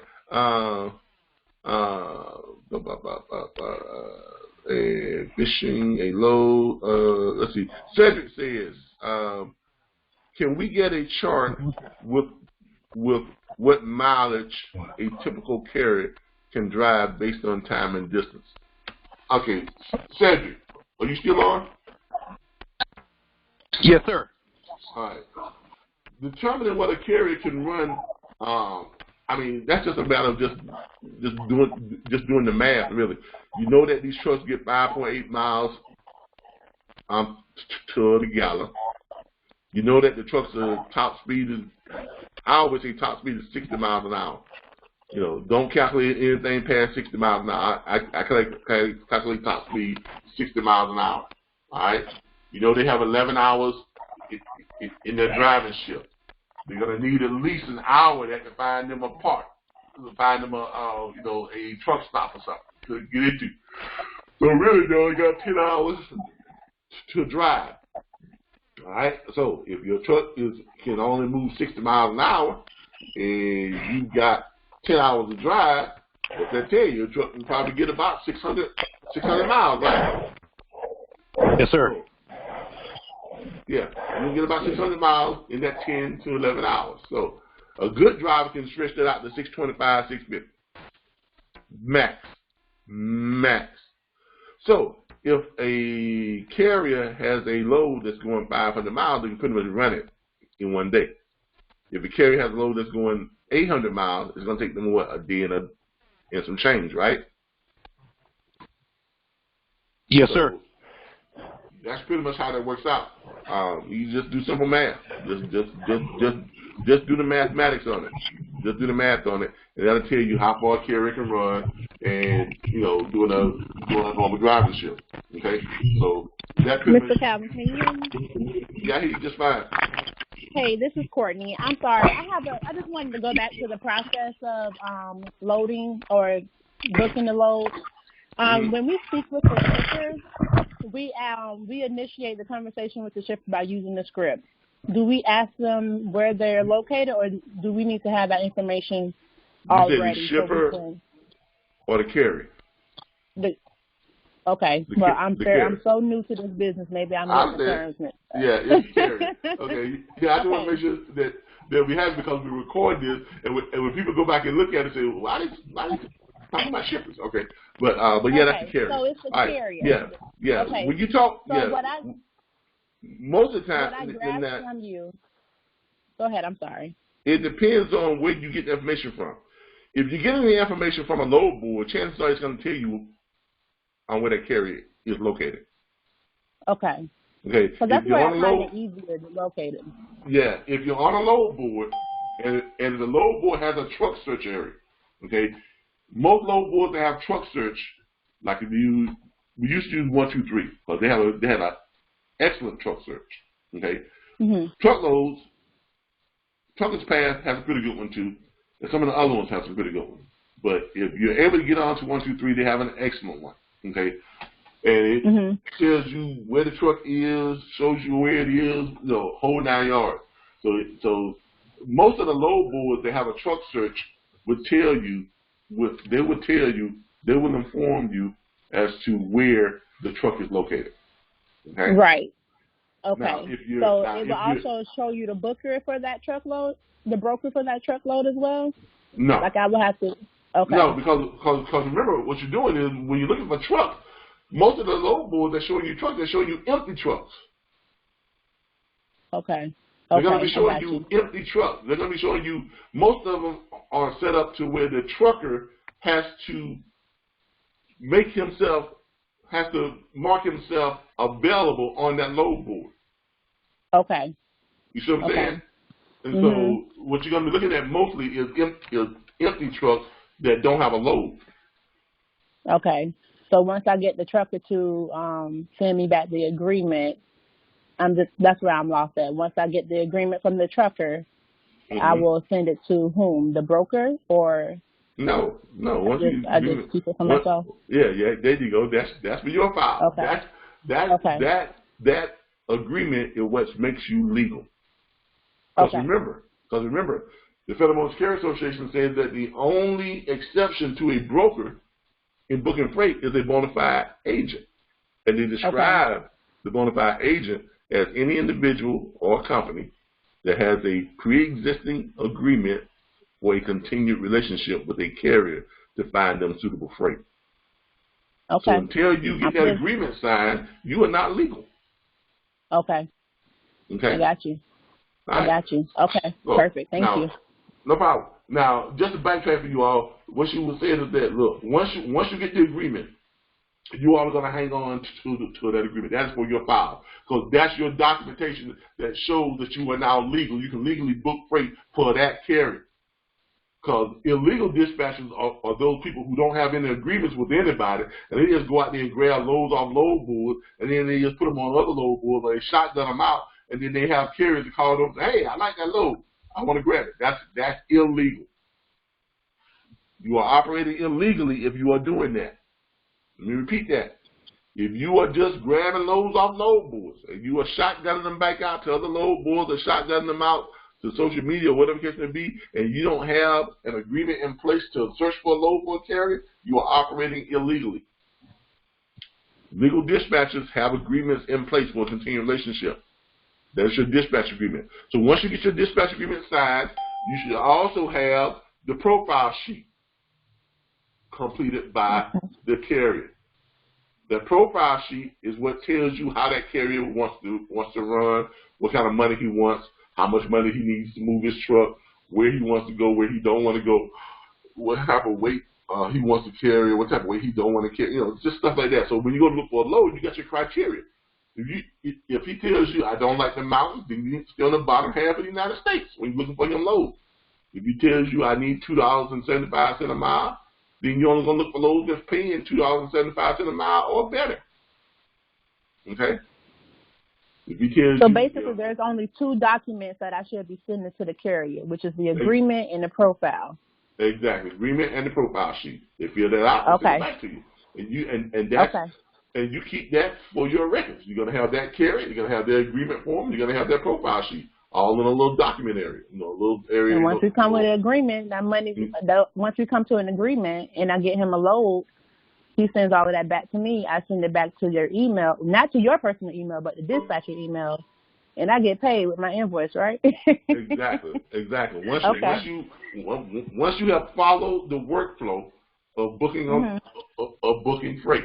So in other words, when you have your dispatch agreement signed, you have your profile sheet filled out, right? Then all you got to do is go out and find your carrier a load. Call the carrier back to verify his location. Hey, let me ask you again. And where you at? Oh, I'm in Tucson. I'm Arizona. All right, great. I'm going to find you 3 loads that's suitable. Leaving out of Tucson. Okay, cool. You go on the load board, look for him 3 loads. You find him 3 loads that's paying what he wants to be paid or more. You call him back, Mr. Carrier. I got 3 loads for you. This is what they are. Which one you want? I want this one. All right, great. Call that broker up, Mr. Broker. My carrier wants this load. My carrier's MC number is this, or DOT number is this. That broker is going to say to you 1 or 2 things. You're going to say, oh, that broker is not approved with us. I'm going to have to send you out a carrier packet. Okay, they send you a carrier packet. You send them to the broker. You send them to the carrier. Carrier fills it out. He sends it back to you. When he sends it back to you, you got a copy of it, right? Save a copy of it. Save a copy of that carrier contract that's been filled out already. Why? Because the next time you run into a broker who has a load for that carrier, and they tell you that carrier needs to sign up to a carrier agreement, guess what? You already got the information. You can fill it out for him. You see what I'm saying? You already got the information. Go and fill it out. Now, once you send that back over to the broker, broker says, okay, all right, he checks out, he's good to go. I'm sending you the confirmation rate sheet. Send you the confirmation rate sheet. Make sure you read that confirmation rate sheet. Read it in its entirety. Be sure and read the confirmation rate sheet. After you read it, send it over to the carrier. Carrier is going to sign it. Going to send it back to you. Send it back over to the broker. That carrier is now dispatched. Carrier goes and picks up the load. Carrier drops the load. Carrier sends you the BOL and his invoice to the broker. Okay. Okay. When you send over to the broker, right? Mm-hmm. The broker now has that information. You give the day, 2 days after the second day. You are what? You're calling that broker up. Hey, Mr. Broker, how you doing? Yeah, right. do your follow up. Hey, Mr. Broker, how you doing? This is such and such. I'm the bona fide agent for carrier such and such. I was calling to get a status on the carrier's pay. Oh, we're paying him today. Oh, we paid him yesterday. Oh, we're paying him on tomorrow. Whichever one of those you say, all right, great. You're going to call that carrier back up. Mr. Carrier, hey, how you doing? Just talk to the broker. Say that you're getting your money today, or you got paid yesterday, or you're getting paid on tomorrow. Just a reminder, we're going to go ahead and send you over our invoice for the dispatch on that load. And all you got to do is click on it to pay with a debit or credit card. That's going to come to you by email, and it's going to come to you by text. All right? All right? If there's a problem, with him paying you, they should bring it up at that point. Okay. This is what I mean by stay in constant communications with your carrier. Because if you want to get paid on time, make sure you communicate with your carrier. Okay? And as soon as, and we'll process, and then you will send us over all the information that we need. You're going to send us your name, phone number, and your information. You're going to send us the carrier's name, phone number, email address. Make sure it's their cell phone number, because we got to send them a text. Your carrier's name, phone number, email address, and their MC number or DOT number. The broker's name, phone number, email address. The load information, where it picked up, where it dropped off, how much money it was. You're also going to attach to that.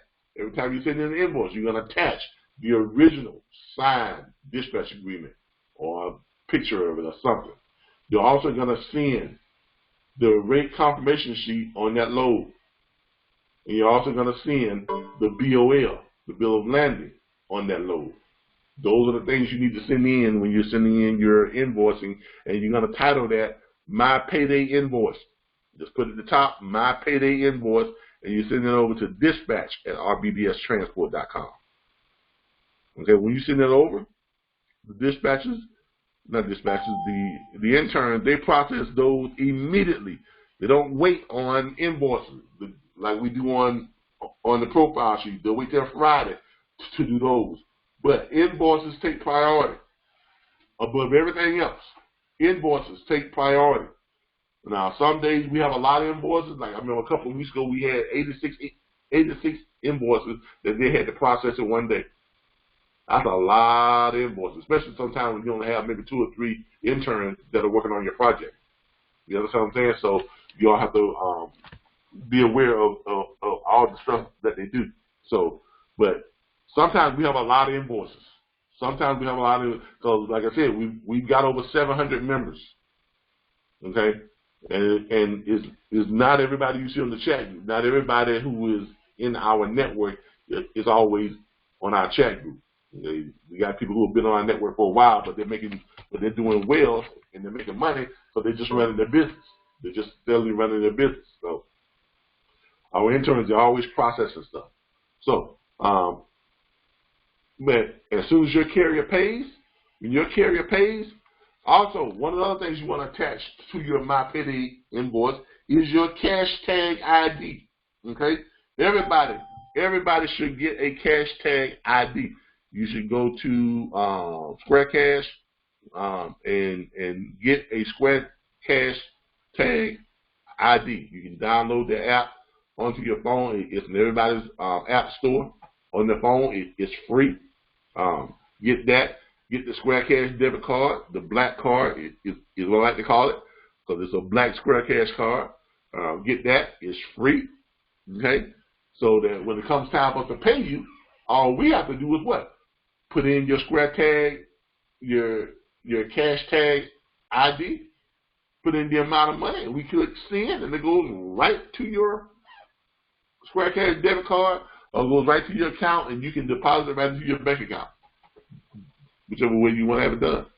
It's that simple. Okay? All right. That pretty much is the process. That is our process. All this other stuff you all see on here is basically just here to assist you with the process. Okay, so don't get so caught up in all this other stuff. Now, in case you all do want to know how to find shippers, you got the shipper search. Search shippers, you're going to click on it. It's going to take you over to where? This area right here. Okay? That's the federal government zip code site. All you got to do is put in what you're looking for. LUMBER. We're going to put in lumber. Put in lumber. Very simple. Pulls up every company that ships lumber. You click on one of them. That one got 4,900 companies that ship lumber. Find one, you click on it, pulls it up. Look at that.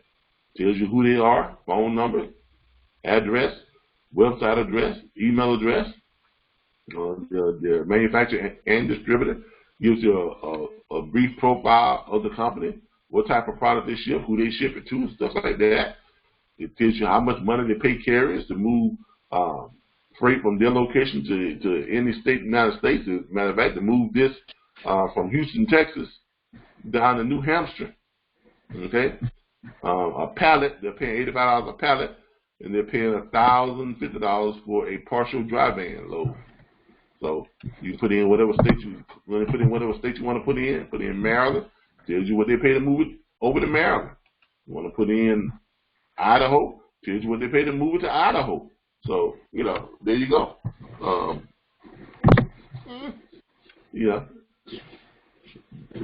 This is our tools and resources. This is what we how did that get in there? And this is just another way that you can get a load book, correct? This isn't just the only way that you do it. Okay, because you're just giving us options here at this point. Yeah, I'm just giving you options. I mean, if you want to go to... But for this one, do you have to have your MC? Are we using the MC or do we have to have the MC for that, or are we using the carrier's MC? Oh, okay. No, you're always operating as a bona fide agent of the carrier you have on the contract. Okay. Yeah. See. Yeah. That service, that dispatch agreement. That's the thing that makes you legal. Okay. Without that dispatch agreement, you are operating it illegally. Make sure you all understand that. Without a dispatch agreement in place, you are operating illegally. So the dispatch agreement is very important. You must have that dispatch agreement completed before you start finding loads for a carrier. Like when I told that on the sales call, on the training call, on the follow-up, when I told Mr. Wash, I'm not even supposed to be doing this without a dispatch agreement. You understand what I'm saying? You just reiterating the point that say, hey, look, I can find your loads, I can find your money, but first things first, we got to have the dispatch agreement. That's what makes this legal. I'm not trying to operate illegally. I'm trying to find you good paying loads legally. And if you work with me, I can find you good paying freight.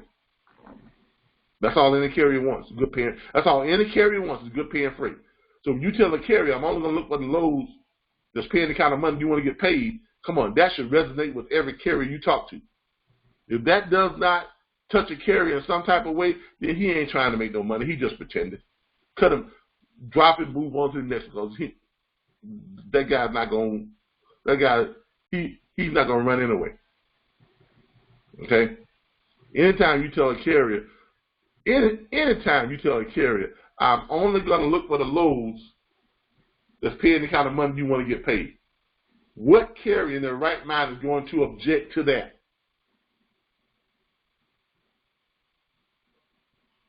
There's no way. Exactly. There's no way for a carrier in their right mind to object to that. Come on, man. Especially if he posted himself as being available and you did your due diligence from what you've been taught on the platform to contact the carrier to ask him the questions. How much do you need to move your truck? Exactly. To ask him the questions. Are you available to pull a load? Because I see that you are posted on Trucker's Path before he can even ask you where you get my information. I mean, exactly. You present yourself because at the end of the day, you are the business proposal or proposer, if that's a word. You are proposing your services to this driver through the platform that you've been taught to do. Call that broker, call that carrier, put those three together, including yourself, and with the right document and the understanding to submit, then you shouldn't have no problem booking a load. I'm working on my second one, but it's a process. So everything Kevin is telling you, you have to read and you have to comprehend it in some type of way and ask questions that you don't know about. Oh yeah, I mean, look, it's just like you said. This is a process, okay? And let's not forget, this is your business, okay? This is your business. This is not my business. My business is consulting, is putting together this platform to give you all tools and resources. Your business is book freight, okay?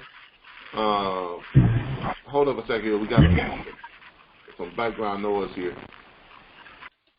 All right. Your business is to book freight. All right.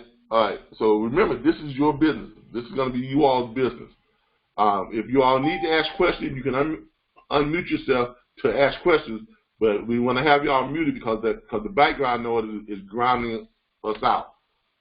These mics pick up everything, and the background noise is very loud on some of you all's mics. So, but if you ask questions, you can always just click the little microphone button, ask a question, and then remute yourself. Okay. All right. Hey, Calvin. Yeah, go ahead. Hey, yeah, this is Rick Allen. Look here. Hey, Rick. I want to role play my pitch. So you be the driver, and let me ring you. Okay, cool. Okay. Yeah. Okay. You be difficult. Okay. Okay. Cool. All right. I can do that. All right. All right. You know, I ain't even seen the script. I can't even get in the back office. But let's go. Ring. Hey, how you doing? And who's this? Yeah. Hey, this is Rick. This is Mr. Butler. Who is this? Who's this? My name is Rick Allen. I'm an ex-truck driver. Okay. I'm specialized in finding truckers what they need. My question to you is, how much money you need to make a profit on your truck? That's all I'm calling about. Well, Rick, first of all, how you get my number? Well, look here. I work with a network of dispatchers of over 300. I got access to all kinds of information. And I noticed you're sitting down there in Dallas with no freight. So my question again is, how much money do you need to get out of Dallas? Because I know you're tired of sitting there. Okay, Rick. Okay, I'm on bite. I'm on bite. I mean, I don't know you. You just call my phone, ask me how much money I want, how much money I need. But I'll bite. Hey, go ahead. Go and tell me. Well, I need $3.10 per mile minimum if I'm going anything less than 500 miles. Now, if I'm going over 500 miles, I can settle for about $2.50 a mile. Okay. That sounds good. Now, let me tell you a little bit about what I got going on. Like I said, I'm an ex-truck driver, 18 years. I've been anywhere from company driver to owner-operator. I don't listen to drivers talk about they can't find good paying freight. I know there's good paying freight out there. Early bird catches the worm. Like I said, I work for a network of independent dispatchers, okay? Over 300 of them. I can just put you in the group, man. I have everybody looking for you a load, okay? But I don't want you to change anything. Keep doing what you're doing. You know, whoever you've been working for. Only time you're going to see my number is when I got what you want. When I send you a profile sheet, you tell me you don't want to be in the mountains. You tell me exactly what you just told me. You tell me you just want to run from home and back. whatever you want, that's what I'm going to send you. Okay? So what I want to know is. So, well, hold on now. How much this going to cost me? It ain't going to cost you a dime, dog. I said you just keep doing what you're going to do. All I'm going to do is it ain't going to cost you a dime. In fact, whatever I send to you that's at the price you want, you get 90% of it. When the money come to you, I've seen your agreement, you pay me 10%. So it's gonna cost me 10%. What do you mean? Right. Well, look here, I found the load for you, right? I gotta make money too. I understand. And you $3 and something cents at a certain amount of mileage. I'm telling you. Yeah, but I'm just saying you. But you said it's not gonna cost me a dime, so I'm thinking I ain't gotta pay nothing for it. It's gonna be a free service. Well, you know it's gonna cost you. I'm providing the service. Okay. All right. Now you sit empty in Dallas. Ain't got no freight on your truck. Waiting for that price. Okay. So what you got? I'm trying to. Huh? So what you got leaving out of Dallas? Talk to me. What you got leaving out of Dallas? This is what I'm gonna do for you. I'm gonna holler back at you in about 10, 15 minutes. All right. Okay. Because I got to pull it up on my screen, and I don't want you staying on it. Now, technically, I could change that up, just talking out to the class. I could change that up and already have it on Dallas. That should be the best way to do it. But since I ain't got a screen, all right. But I could say, all right here in Dallas. Well, first of all, now let's get back to the script. Now, here's the thing. How far were you willing to deadhead to get what you want? I mean, it depends on how much it's paying. I mean, if it's a good paying load, I mean, I travel 120 miles just to go pick up a load. If it's a good paying load, now it has to be a good paying load. I'm not gonna travel 120 miles for $600. You know, I mean, okay. If it's a good paying load, then yeah, I travel. Okay, here's the thing. What I'm gonna do is I'm gonna send you a profile sheet and an agreement, which all it states on it is what I just said, 90% of whatever it costs at the price that you just dictated to me or showed on your profile sheet that you're willing to run. Nobody's going to bother you. I ain't calling you with nothing less. And you can keep booking loads the way you've been booking loads, okay? But when my number pops up, I got what you need, okay? And that's all I'm asking you. Is that a fair option to you? And look, that's all fair enough. Okay, and let me reiterate what I'm talking about. When you get the agreement, it's going to say if that load's paying $3,000, $4,000, I get 10%. And what happens is the money coming to you, you'll get an invoice. That's how you pay me. Okay. You won't be bothered. You ain't going to get all these phone calls. You ain't going to get no dispatcher talking about, well, man, ain't nothing coming out of there. That's only one dude. Like I said, I got over 300 people. Okay? All right. Now, everybody needs to listen because, look, that's not – it's a good approach. It's not technically the way we do it dead on. But the point is this. You all have to be willing to engage your customers. You have to be willing to engage your prospects, the carriers. Everything starts with a phone call. It doesn't have to be perfect. It doesn't have to be perfect. It doesn't have to go smoothly. You just have to be willing to actually get on the phone, and you got to make a phone call, and you got to engage these people. So what's going to come from that is this: you're going to have a conversation. At the very least, you're going to have a conversation with someone who is a carrier. Okay, and you're going to learn from that conversation. Either you're going to do it just right, or you're going to screw it up, or you're going to do it somewhat right, or you're going to do it somewhat wrong. No matter how you do it, right, you're still going to learn from it. Why? Because you're going to learn some things that you said or that you picked up during that conversation that's going to help you on your next phone call. But the point is this: you have to engage people, and when you engage in people, until they tell you, until you hear that phone say click, and bang, when you hear that, that's when you know it's over. But until you hear that, you stay engaged with them until they either say what? look, go ahead and send me over your dispatch agreement. I'm hooked. I'm ready to go. Let's get this going. Or they hang up on you. Okay? If they're still talking to you, guess what? You're still in the game. Okay, Calvin. So, okay, I just critiquing myself. Just doing it back and forth with you. Okay? I was a tad aggressive.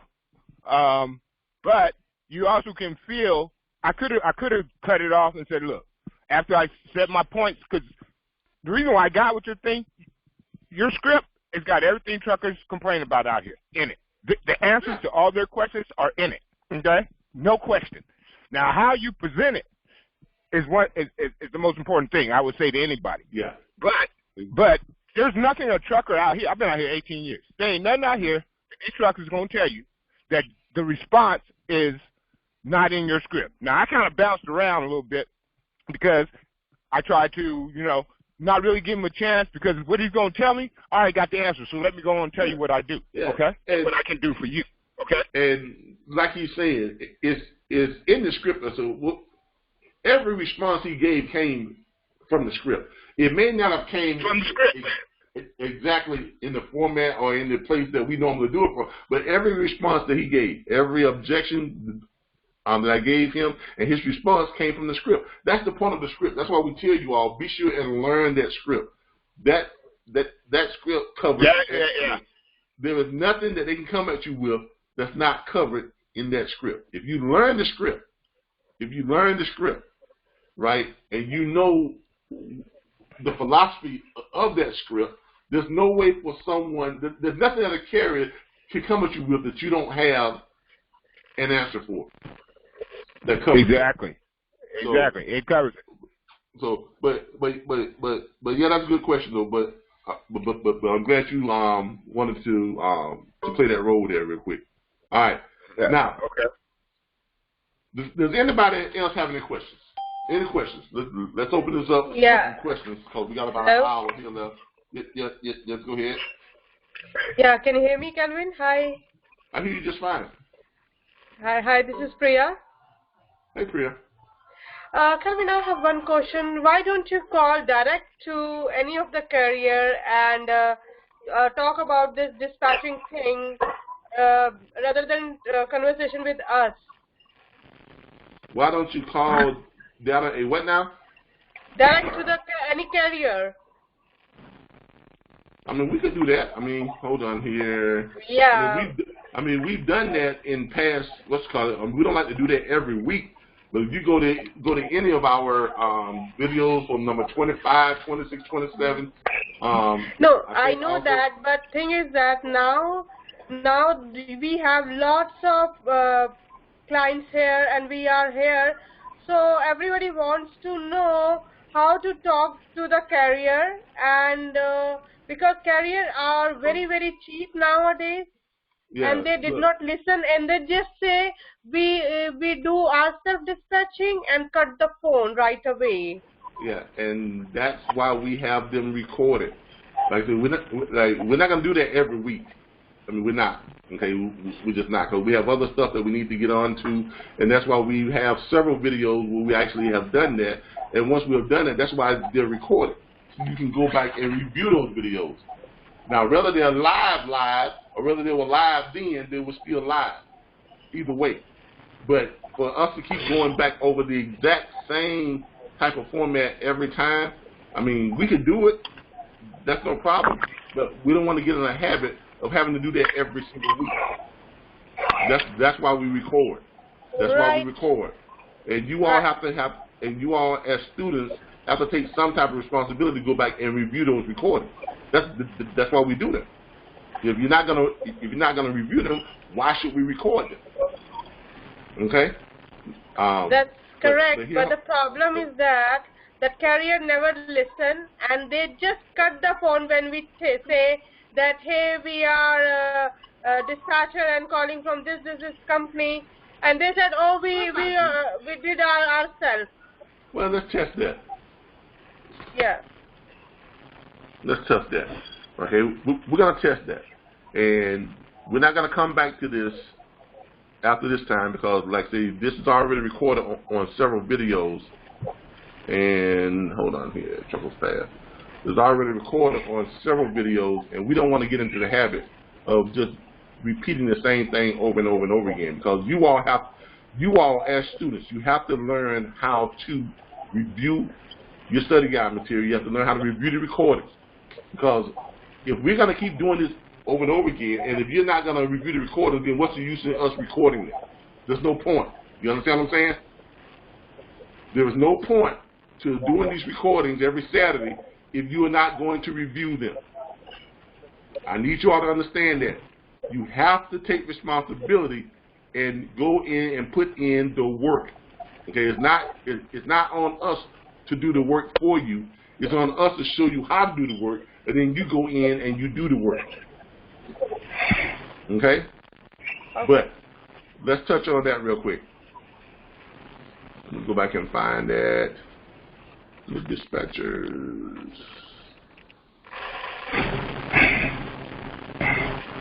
Calvin, Jessica is asking if you can unmute her. Jessica.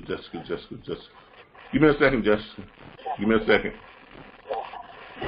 Try to do 3 things here. Quick second here.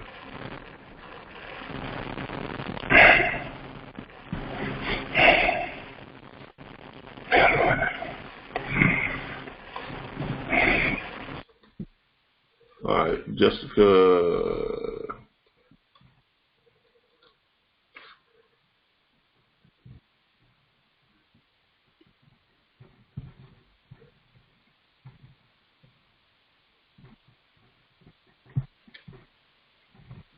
All right, Jessica.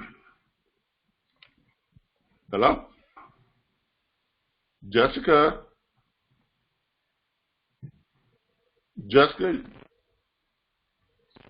I don't know. She just sent a thing to us talking about no mic. Yeah, she said she don't have a mic to click. Okay, well I've unmuted her. Yeah. On both her mic and her. She may have to log out and log back in. Yeah, I've unmuted her, but for some reason it's not coming through. All right, I need y'all to stay muted. I need you all to stay muted. So if I mute you all, I need you all to stay muted. Hold on a second.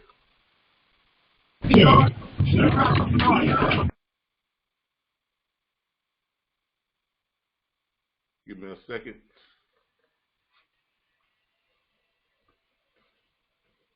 This is my little board.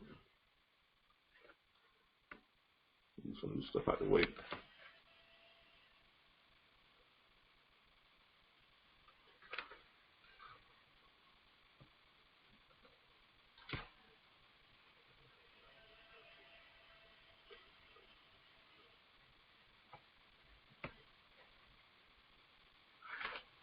All right.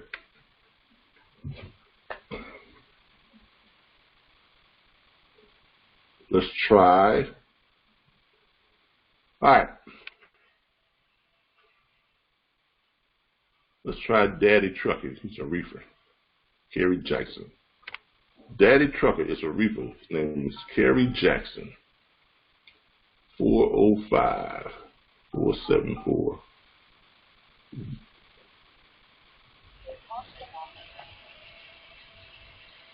(405-474) 0729. See where he's at.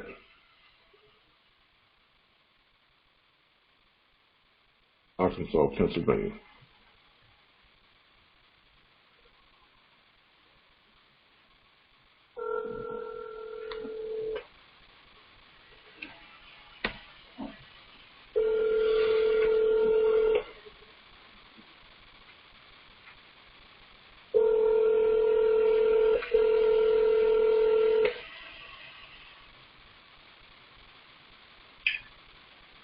Hi, you have reached Miss Jackson. Sorry I can't come to the phone at this present moment. Okay. Please leave your... That's a voicemail. Let's try something else. Let's try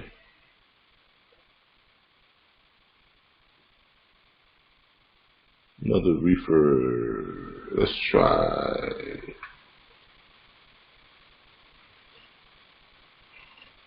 Reefer. So let's try to find. Let's try Greg Butler. Reefer. Touch and Go Express. Let's try him.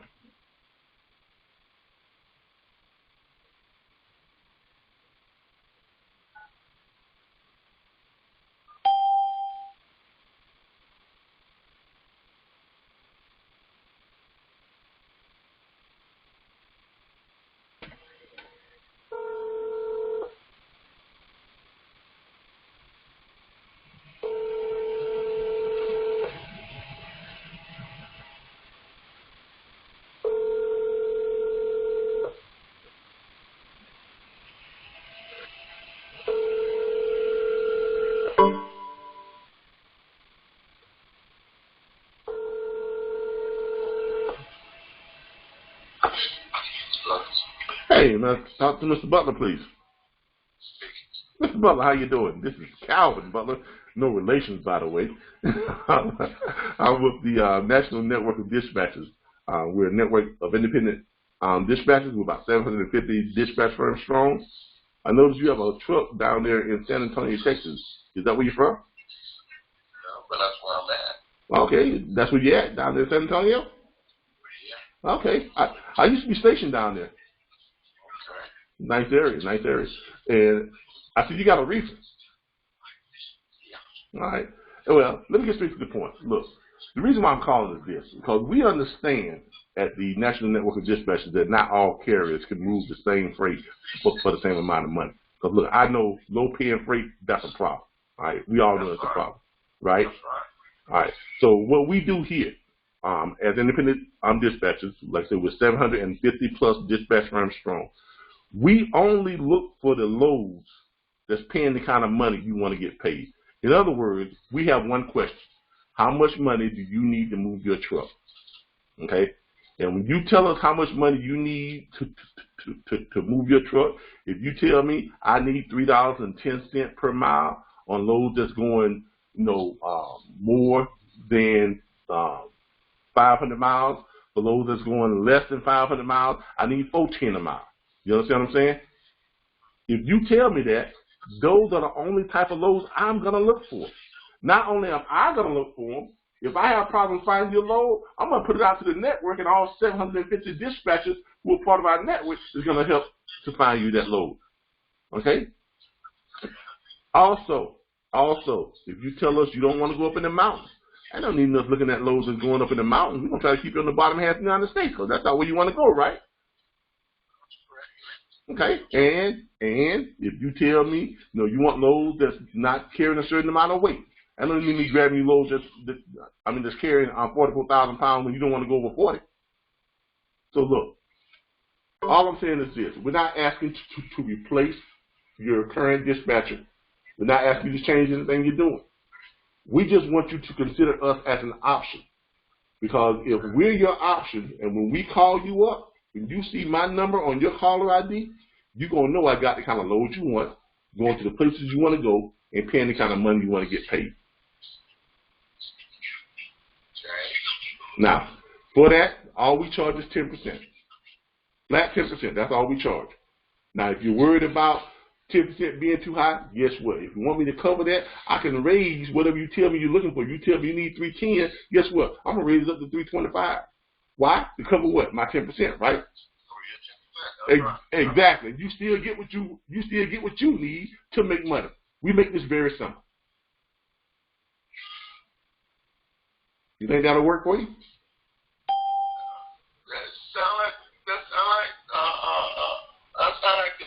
The plan. Okay. Well, here's what I'm gonna do. I'm gonna shoot you. I'm gonna have one of our dispatchers to shoot you a dispatch agreement. Okay. In that dispatch agreement, it basically lays out just what I told you. Okay.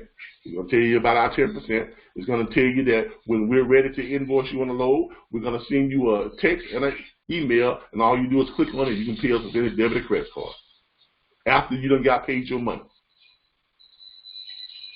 Now, how often y'all pay? We pay as quick as we can get the money in. Let's put it this way. If I find you a load today, or let's say if I fire you 4 loads for next week. Because the way we like to book is this. Okay, we don't just try to find you one load. We try to find your load going out, and we find your backhaul coming back. Then we ask you how many days rest you need in between your backhaul. Then we go ahead and try to find your load, leave it out after your day's rest, going out and find your backhaul back. So we try to actually book you 4 loads every week, pre-book for the whole week. That's the way we try to do it. Now, if you go out and pick up a load and you run it on Monday and you drop it on Monday night or Tuesday, right? You send me the BOL. I send it over to the broker. Broker runs up to his factoring company, right? Factoring company usually takes about a day or two because most brokers have that quick pay now, right? So factoring company takes about a day or two. 2 days later, we call in the factoring company back or the broker back, and we're asking for the status on your pay. The broker's going to tell us, oh, we're paying him today. Oh, we're paying him tomorrow. Or we paid him yesterday, or whatever the case may be. And then we're going to call you and say, hey, your money's on the way. The broker said he's paying you tomorrow. The broker's paying you today. Or the broker paid, or the factory company, they sent it out to you yesterday. So now you know what? To expect your money coming, right?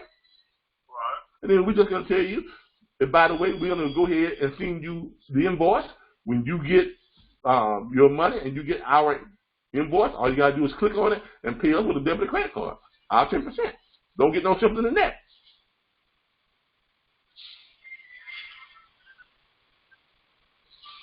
So, actually, as the pay comes in, you can actually be getting 2 or 3 checks per week.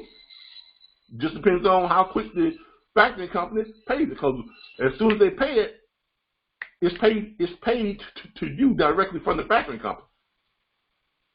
Everything is done electronically.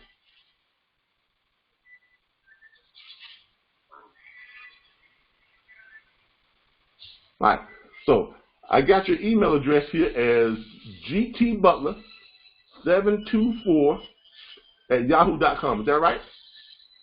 Yeah, that's my email. Okay. But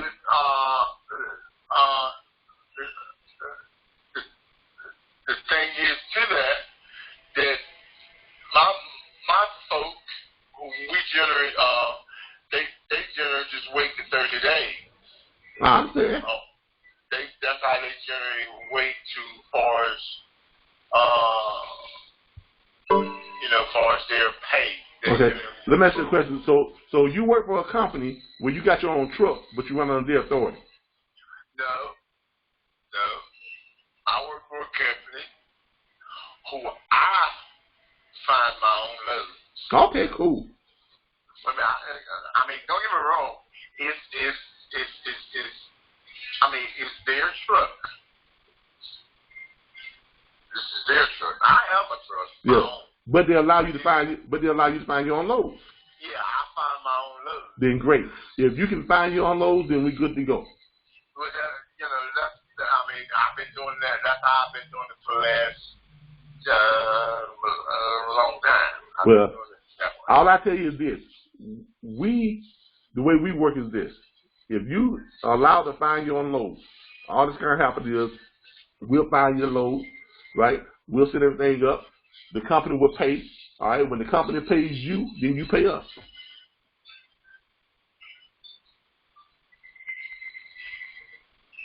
Now, somebody called me with something like this one time before down in I was over in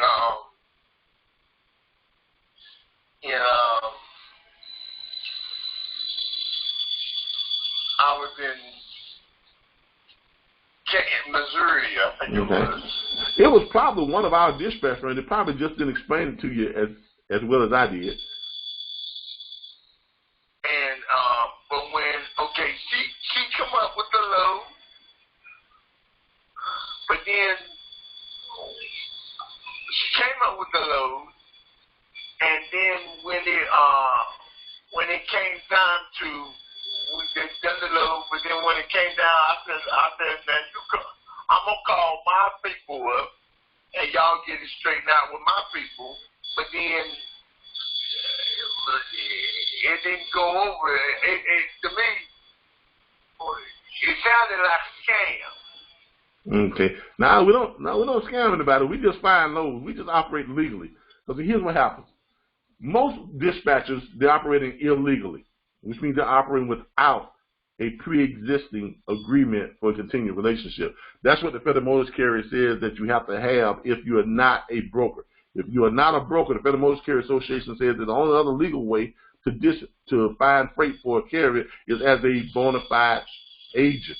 And a bona fide agent is described as, by the Federal Motors Carrier Association, as an individual or a company that has a pre-existing agreement for a continued relationship to find a carrier suitable freight. Okay, which means you have to have an agreement in place. That carrier has to tell you exactly what it is they're looking for. I need something that's paying $2.25 per mile or better. I need loads that don't go up in the mountains. I need loads that is under 45,000 pounds, under 44,000, under 42,000 pounds. You understand what I'm saying? If you are just going out grabbing loads and shotgunning them out and hoping somebody grabs them, you are operating illegally as a dispatcher. The only legal way to operate is the way that we do it. And that's why we do it the way we do. Because when that lady, I told her to get it straight out with my boss,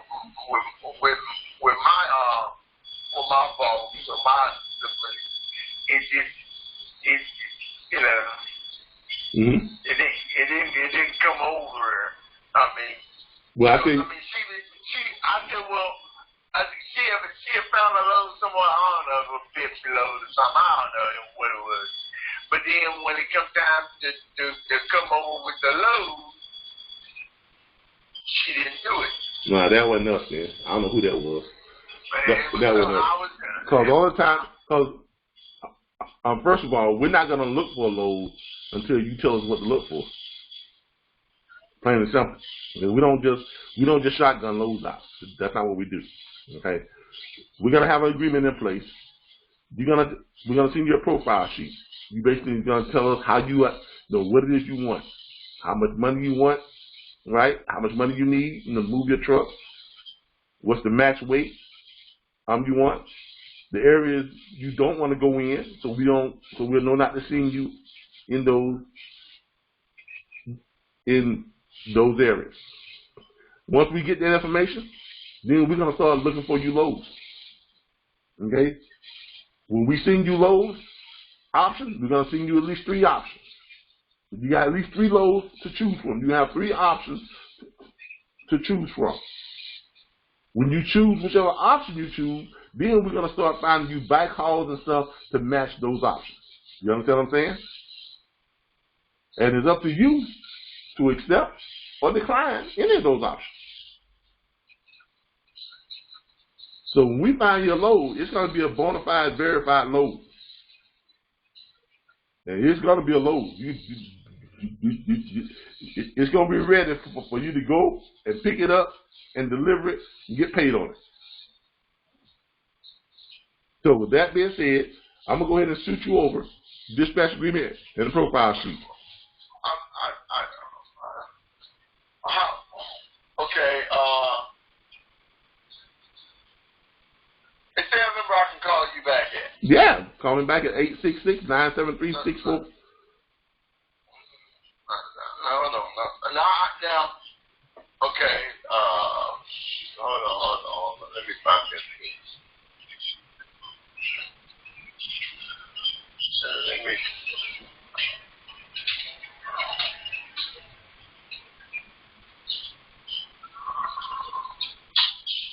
Let me write this down.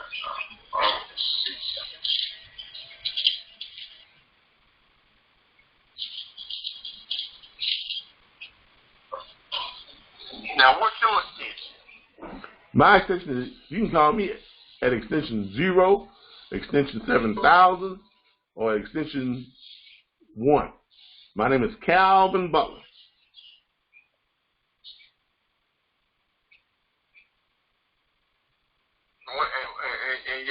And where y'all based at? I'm based out of Tallahassee, but our dispatchers are all over the country right now. I'm gonna be honest with you. We got dispatchers that's outside of the country because all they really need is a computer with internet access and a way to make phone calls. Okay, but we got over 750 dispatchers, all over, man. We're the largest network of independent dispatchers out there. But you can call me back at 866-973-6445. Extension 6445, extension 7000, or extension 1, or extension 0. Okay? Okay. I'm on. Yeah, okay. Let's take a shot at this, and we'll see. Okay, I mean, hey, look, that's all we ask for. You give us a shot, I guarantee you, you're going to be satisfied.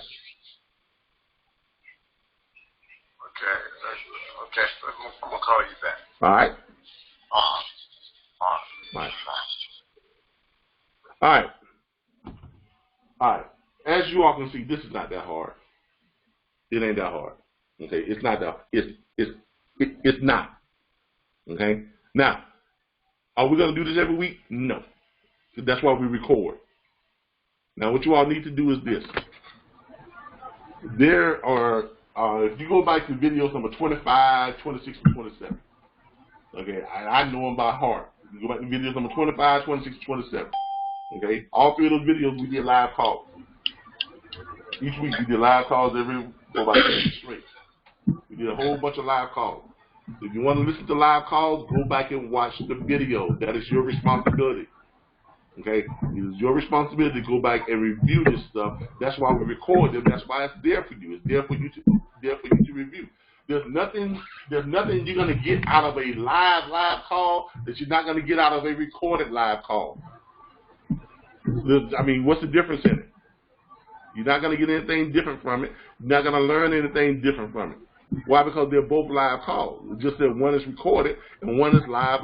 But we're not going to do a live call every week. We have other stuff that we need to get to, and our 3 hours is almost up. We got about 10 minutes left. So hopefully you was able to get something from that, Priya. Yeah, thank you so much, Kelvin. It's really, really helpful. Yeah. Wonderful. But go back and watch 25, 26, and 27. Yeah. Those are loaded with live calls. Sure. Okay. I will. Any other questions, real quick, because we're getting close to our time. Yes, I have a question. Sure. So when a carrier, you're talking to a carrier and they say that they're leased on, they wish they could sign up with you. Is there any alternative solution for that situation? I mean, none. It's like I told him, if he's leased on, as long as they allow him to find his own loads, he's good. Because look, if a carrier is leased on to somebody else's, like I said, actually he was driving their truck, but they allow him to find his own load. Any carrier, any driver, any carrier that allows you to, that is allowed to find their own loads, they can contract you. You're an independent contractor. That's all you are. You're an independent contractor. Now, if they're a company driver, most company drivers can't use you. Because most company drivers can't find their own load. They're dispatched by what? The company. By the company. Okay. But any independent carrier who has drivers and they allow their drivers to find their own load, yes, they can contract you. If the carrier wants to contract you and you find loads for all of their trucks, that's great. If the carrier says, no, we better not contract with you, but our driver can find his own load, so yeah, he can contract with you. All that's saying is this: when that driver's paying you, he is not paying you 10% of the total load fee. He is paying you 10% of his cut. You understand what I'm saying? Oh, okay. Okay. Because if you're just dispatching for that driver may be paying that carrier group 20%. You may be getting 80% of the load fee. You see what I'm saying? So that means you're going to get 10% of whatever he got, that 80%. If the load was $1,000, he gets 80%, he getting $800, you're gonna get 10% of the $800, not 10% of the 1,000. You know what I'm saying? Yeah. Got it. Okay. Thank you. No problem. But as you all can see, even on our live calls, look, this stuff is not hard. It's not hard. But you got to make the phone call. I mean, come on, nothing. We can sit here and we can do live calls until midnight tonight. But if you all are not gonna pick up that phone and do one for yourself, guess what? You ain't gonna make no money. You ain't gonna make no money. You're not, because you got to do it. Whatever fear you have, whatever anxiety you have, just pick up the phone and start making calls. I mean, that's all there is to it, man. Pick up the phone and start making calls. It's not that hard. And y'all see that it's not that hard. It's not that hard. I mean, the guy, yeah, go ahead. If I may, this is Tony Wash again. I just want to let everybody know that it actually do work, and you do have to pick the phone up to call the carrier to build a relationship with him, to use your computer in the load board to find him a load. And the reason why I say it does work, because this is my second carrier. What I want to do is I want to post to the group his information, 275 going out, 250 coming in, and help someone on the platform to help me find him a load that's scheduled for Monday. He's looking to ride because he just got his authority, his after stickers back, and he's ready to put his tires to the road and make some real good money. So, like a fresh brand new truck driver for me that has unlimited miles. As long as I can find him 275 or better going, 250 coming back, that's where we all as a platform can make money, because it's a give back system. I need help finding him a load from Kentucky going to anywhere, even though I already looked on the board and I seen Paducah, Kentucky loads going out, and then I seen the deadhead miles surrounding Kentucky where he's at. Well, he said he's willing to travel 150 to 200 miles out. I seen that as well. But the platform does work. But you have to consider yourself as a computer or information bank. Whatever you cipher and understand and get the questions and answers to, that will help you get to the next level. It really is a workflow process, but you have to fight your fear, like Kevin said, and just practice. And God will bless you with your first carrier and many more to come. And you'll be able to say, I'm a certified, bona fide dispatcher now because I put my first load. And that's my objective. Yeah, look. It's all about getting that first carrier signed up. If you get yourself one, then concentrate on booking that carrier for 4 loads for the week. One carrier, 4 loads. 3 to 4 loads. 3 to 4 loads. No, you don't necessarily have to do 4, but 3 to 4 loads. If you get yourself one carrier, concentrate on booking that carrier 3 to 4 loads. All right. Once you've done that, then you get yourself another carrier. And then you do the same thing, 3 to 4 loads. Once you've done that, then you get yourself another carrier, 3 to 4 loads. Before you know it, you've got 12 to 18 loads per week booked. You're averaging anywhere from $50 to $150 per load. Your cut, and do the math on that, man. Come on, just do the math on that. Let's say you're $1,500 a week in revenue. Then if you double that by adding the equal amount of carriers, you're what? You're $3,000 a week. Yep. It's just, it really is just that simple. It really is. The carrier is telling you where he want to go, where he's at. He's telling you that, but he don't believe you because he never heard of a platform like this. Exactly. Them the control to tell us as being an agent, hey man, help me. I need some better paying loads because I'm behind in bills. That's where we come in and look at our board. It's telling us the rate per mile along with how much it's paying if we don't know how to do the math. But it's simple, division and multiplication, some adding, some subtraction, and it's a percentage for doing all this work, which is 10%. And if you break that down to him, that 10% can go a long way. Oh, yeah. Go a long way. But you have to do the basics to what he's telling you to convince him that we're going to have a long-term relationship to where I'm booking you good freight, and you doing what you need to do with your family, and I'm doing what I need to do with my family and my business to grow. That's all it is. All right, everybody. We have come to that point to where we're out of time. I wish we had more time, but we are out of time. Remember now. Hold on. Let me mute y'all again because.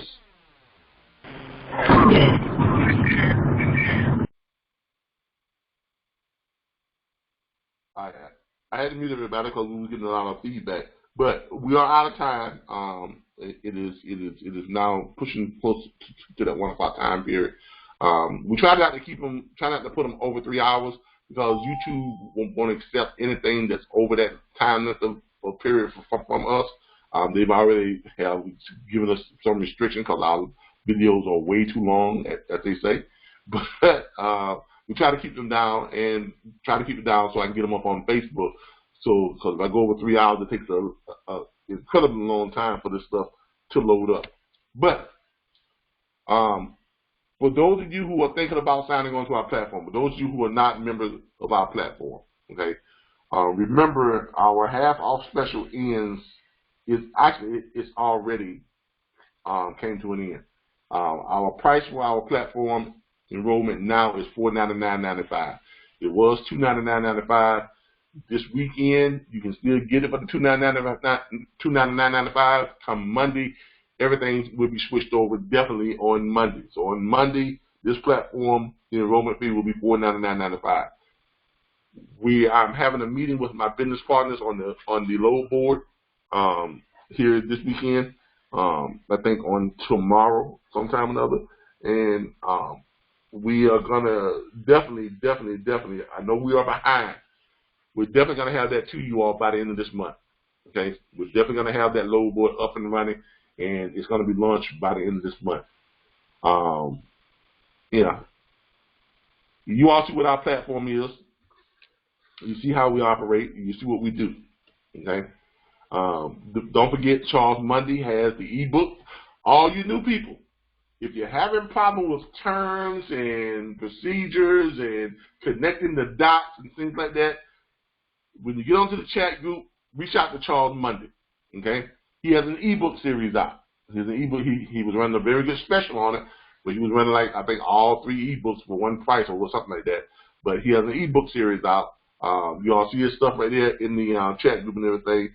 In the group chat here, but he has an ebook out, everything for like $39.99. Okay, so I mean, hey, that's good. And when I tell you his ebooks are excellent, yes, any other students who got his ebook series, they will tell you they help them to connect the dots. Because our platform, yes, I will admit, our platform has a ton of stuff. It's a whole lot of, we have more stuff in our platform than probably 5, 6 of these other training platforms have all combined together. And they still don't give you all the tools, the resources, the networking, everything that we give you within our platform. So that's a lot of stuff. There's a lot of stuff you ought to comprehend, a lot of stuff you ought to learn how to use it at the right time and be able to find out and do the things you need to do with it. Well, his ebook series is what kind of ties all that together. His ebook series pretty much shows you how to connect everything that we have, how to work it in a systematic way to where it makes a lot more sense to you. Some of you all can figure it out on your own, but others, you need that guide, that step-by-step, connect the dots to make it work for you. If you're one of those people, contact Charles Mundy, get his ebook series. It will be worth it to you. Be on the lookout for some new stuff that we have coming out. We are adding new load boards to the back office site. So by Monday, you all will have your new load boards in the back office site. We are updating everyone's stuff. The website is being updated. We're adding a video page to the website so that you all will be able to go and watch all the videos in succession. You just go in and just go through and watch all your videos all from one location. Our studio broadcast will be back up and running next weekend. So if you're in the Tallahassee area, stop by. Stop by. We're over here, 2915 Share Road. Stop by. See us. Okay? We'll be down in the clubhouse every Saturday from 10:15 to 1 o'clock. So stop on by and bring your laptop computers and stuff and learn how to book some freight. This has been Calvin Butler with the RBBS Logistics Learning Center, Earn While You Learn, operational training that we do every Saturday. Hey, Cal. We really appreciate y'all stopping by. Yeah, real quick. Hey, yeah, this is Rick Allen. Look, what site do I need to go to submit my email? Oh, yeah, okay, Rick. Yeah, hold on here. As a matter of fact, here is what you need to do.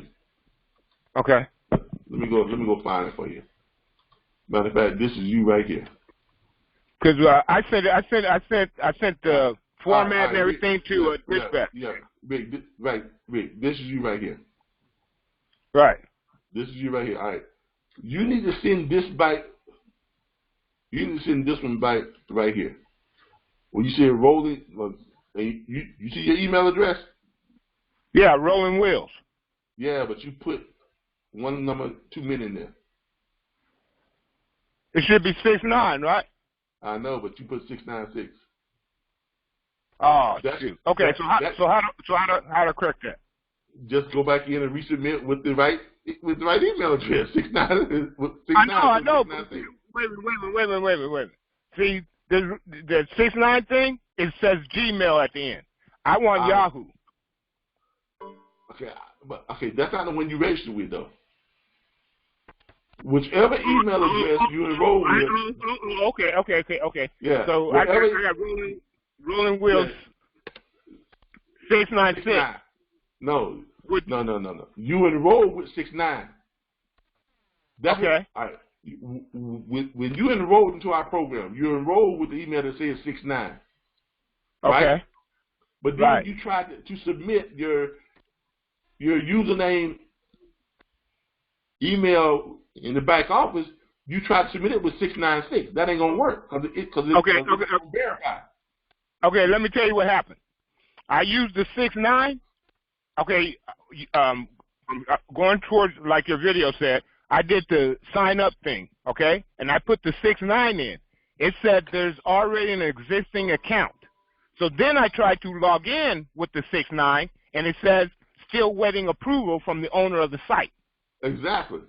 So if you already did that with the 69 and not the 696, because the only one I have in here is the 696. No. Okay, I did the 69 first. When that didn't work, then I started throwing all kinds of other stuff at it. But I did originally start with the 6.9.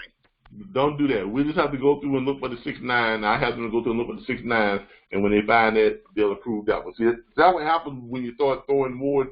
When you start throwing several things, you know, they get confused, and then looking at okay, you know, which is which, what's what. That's why they got confused. Okay, that's my mistake. Because when I originally did it, it said there's already an account existing. When I tried to sign up with the 6.9, and then when I tried to log in, then it said I was still waiting for approval, and that was after I was in the chat room. I already had gotten my profile and everything. Okay. All right. Well, I have them to look at it again. They might not get to it today because it's Saturday, but I will have them to look at it again and see about finding the one that you sent in before and get it approved. All right? Okay. All right. That sounds good. All right. Appreciate everything. All right. All right, everyone. Like I was saying, this is Calvin. We're signing off. If you want to get at us, if you want to join our platform, if you want to become a part of what we do, you can call us up at 866-973-6445 extension 2. Okay, that's our recruitment extension. Or you can go to any one of our Earn While You Learn freight broker training videos on YouTube. Just look for Earn While You Learn freight broker training. Click where it says more info, and click within that info you'll see a link that says to enroll. Click here, or you can go to our website at RBBSLLC.org. That is RBBSLLC.org, and go to register now. Okay. Thank you again. We appreciate all of you all. Love each and every last one of you all. Look forward to seeing you all here again. Same bat channel, same bat time next week. Y'all have a good one. You too, Calvin. Thanks.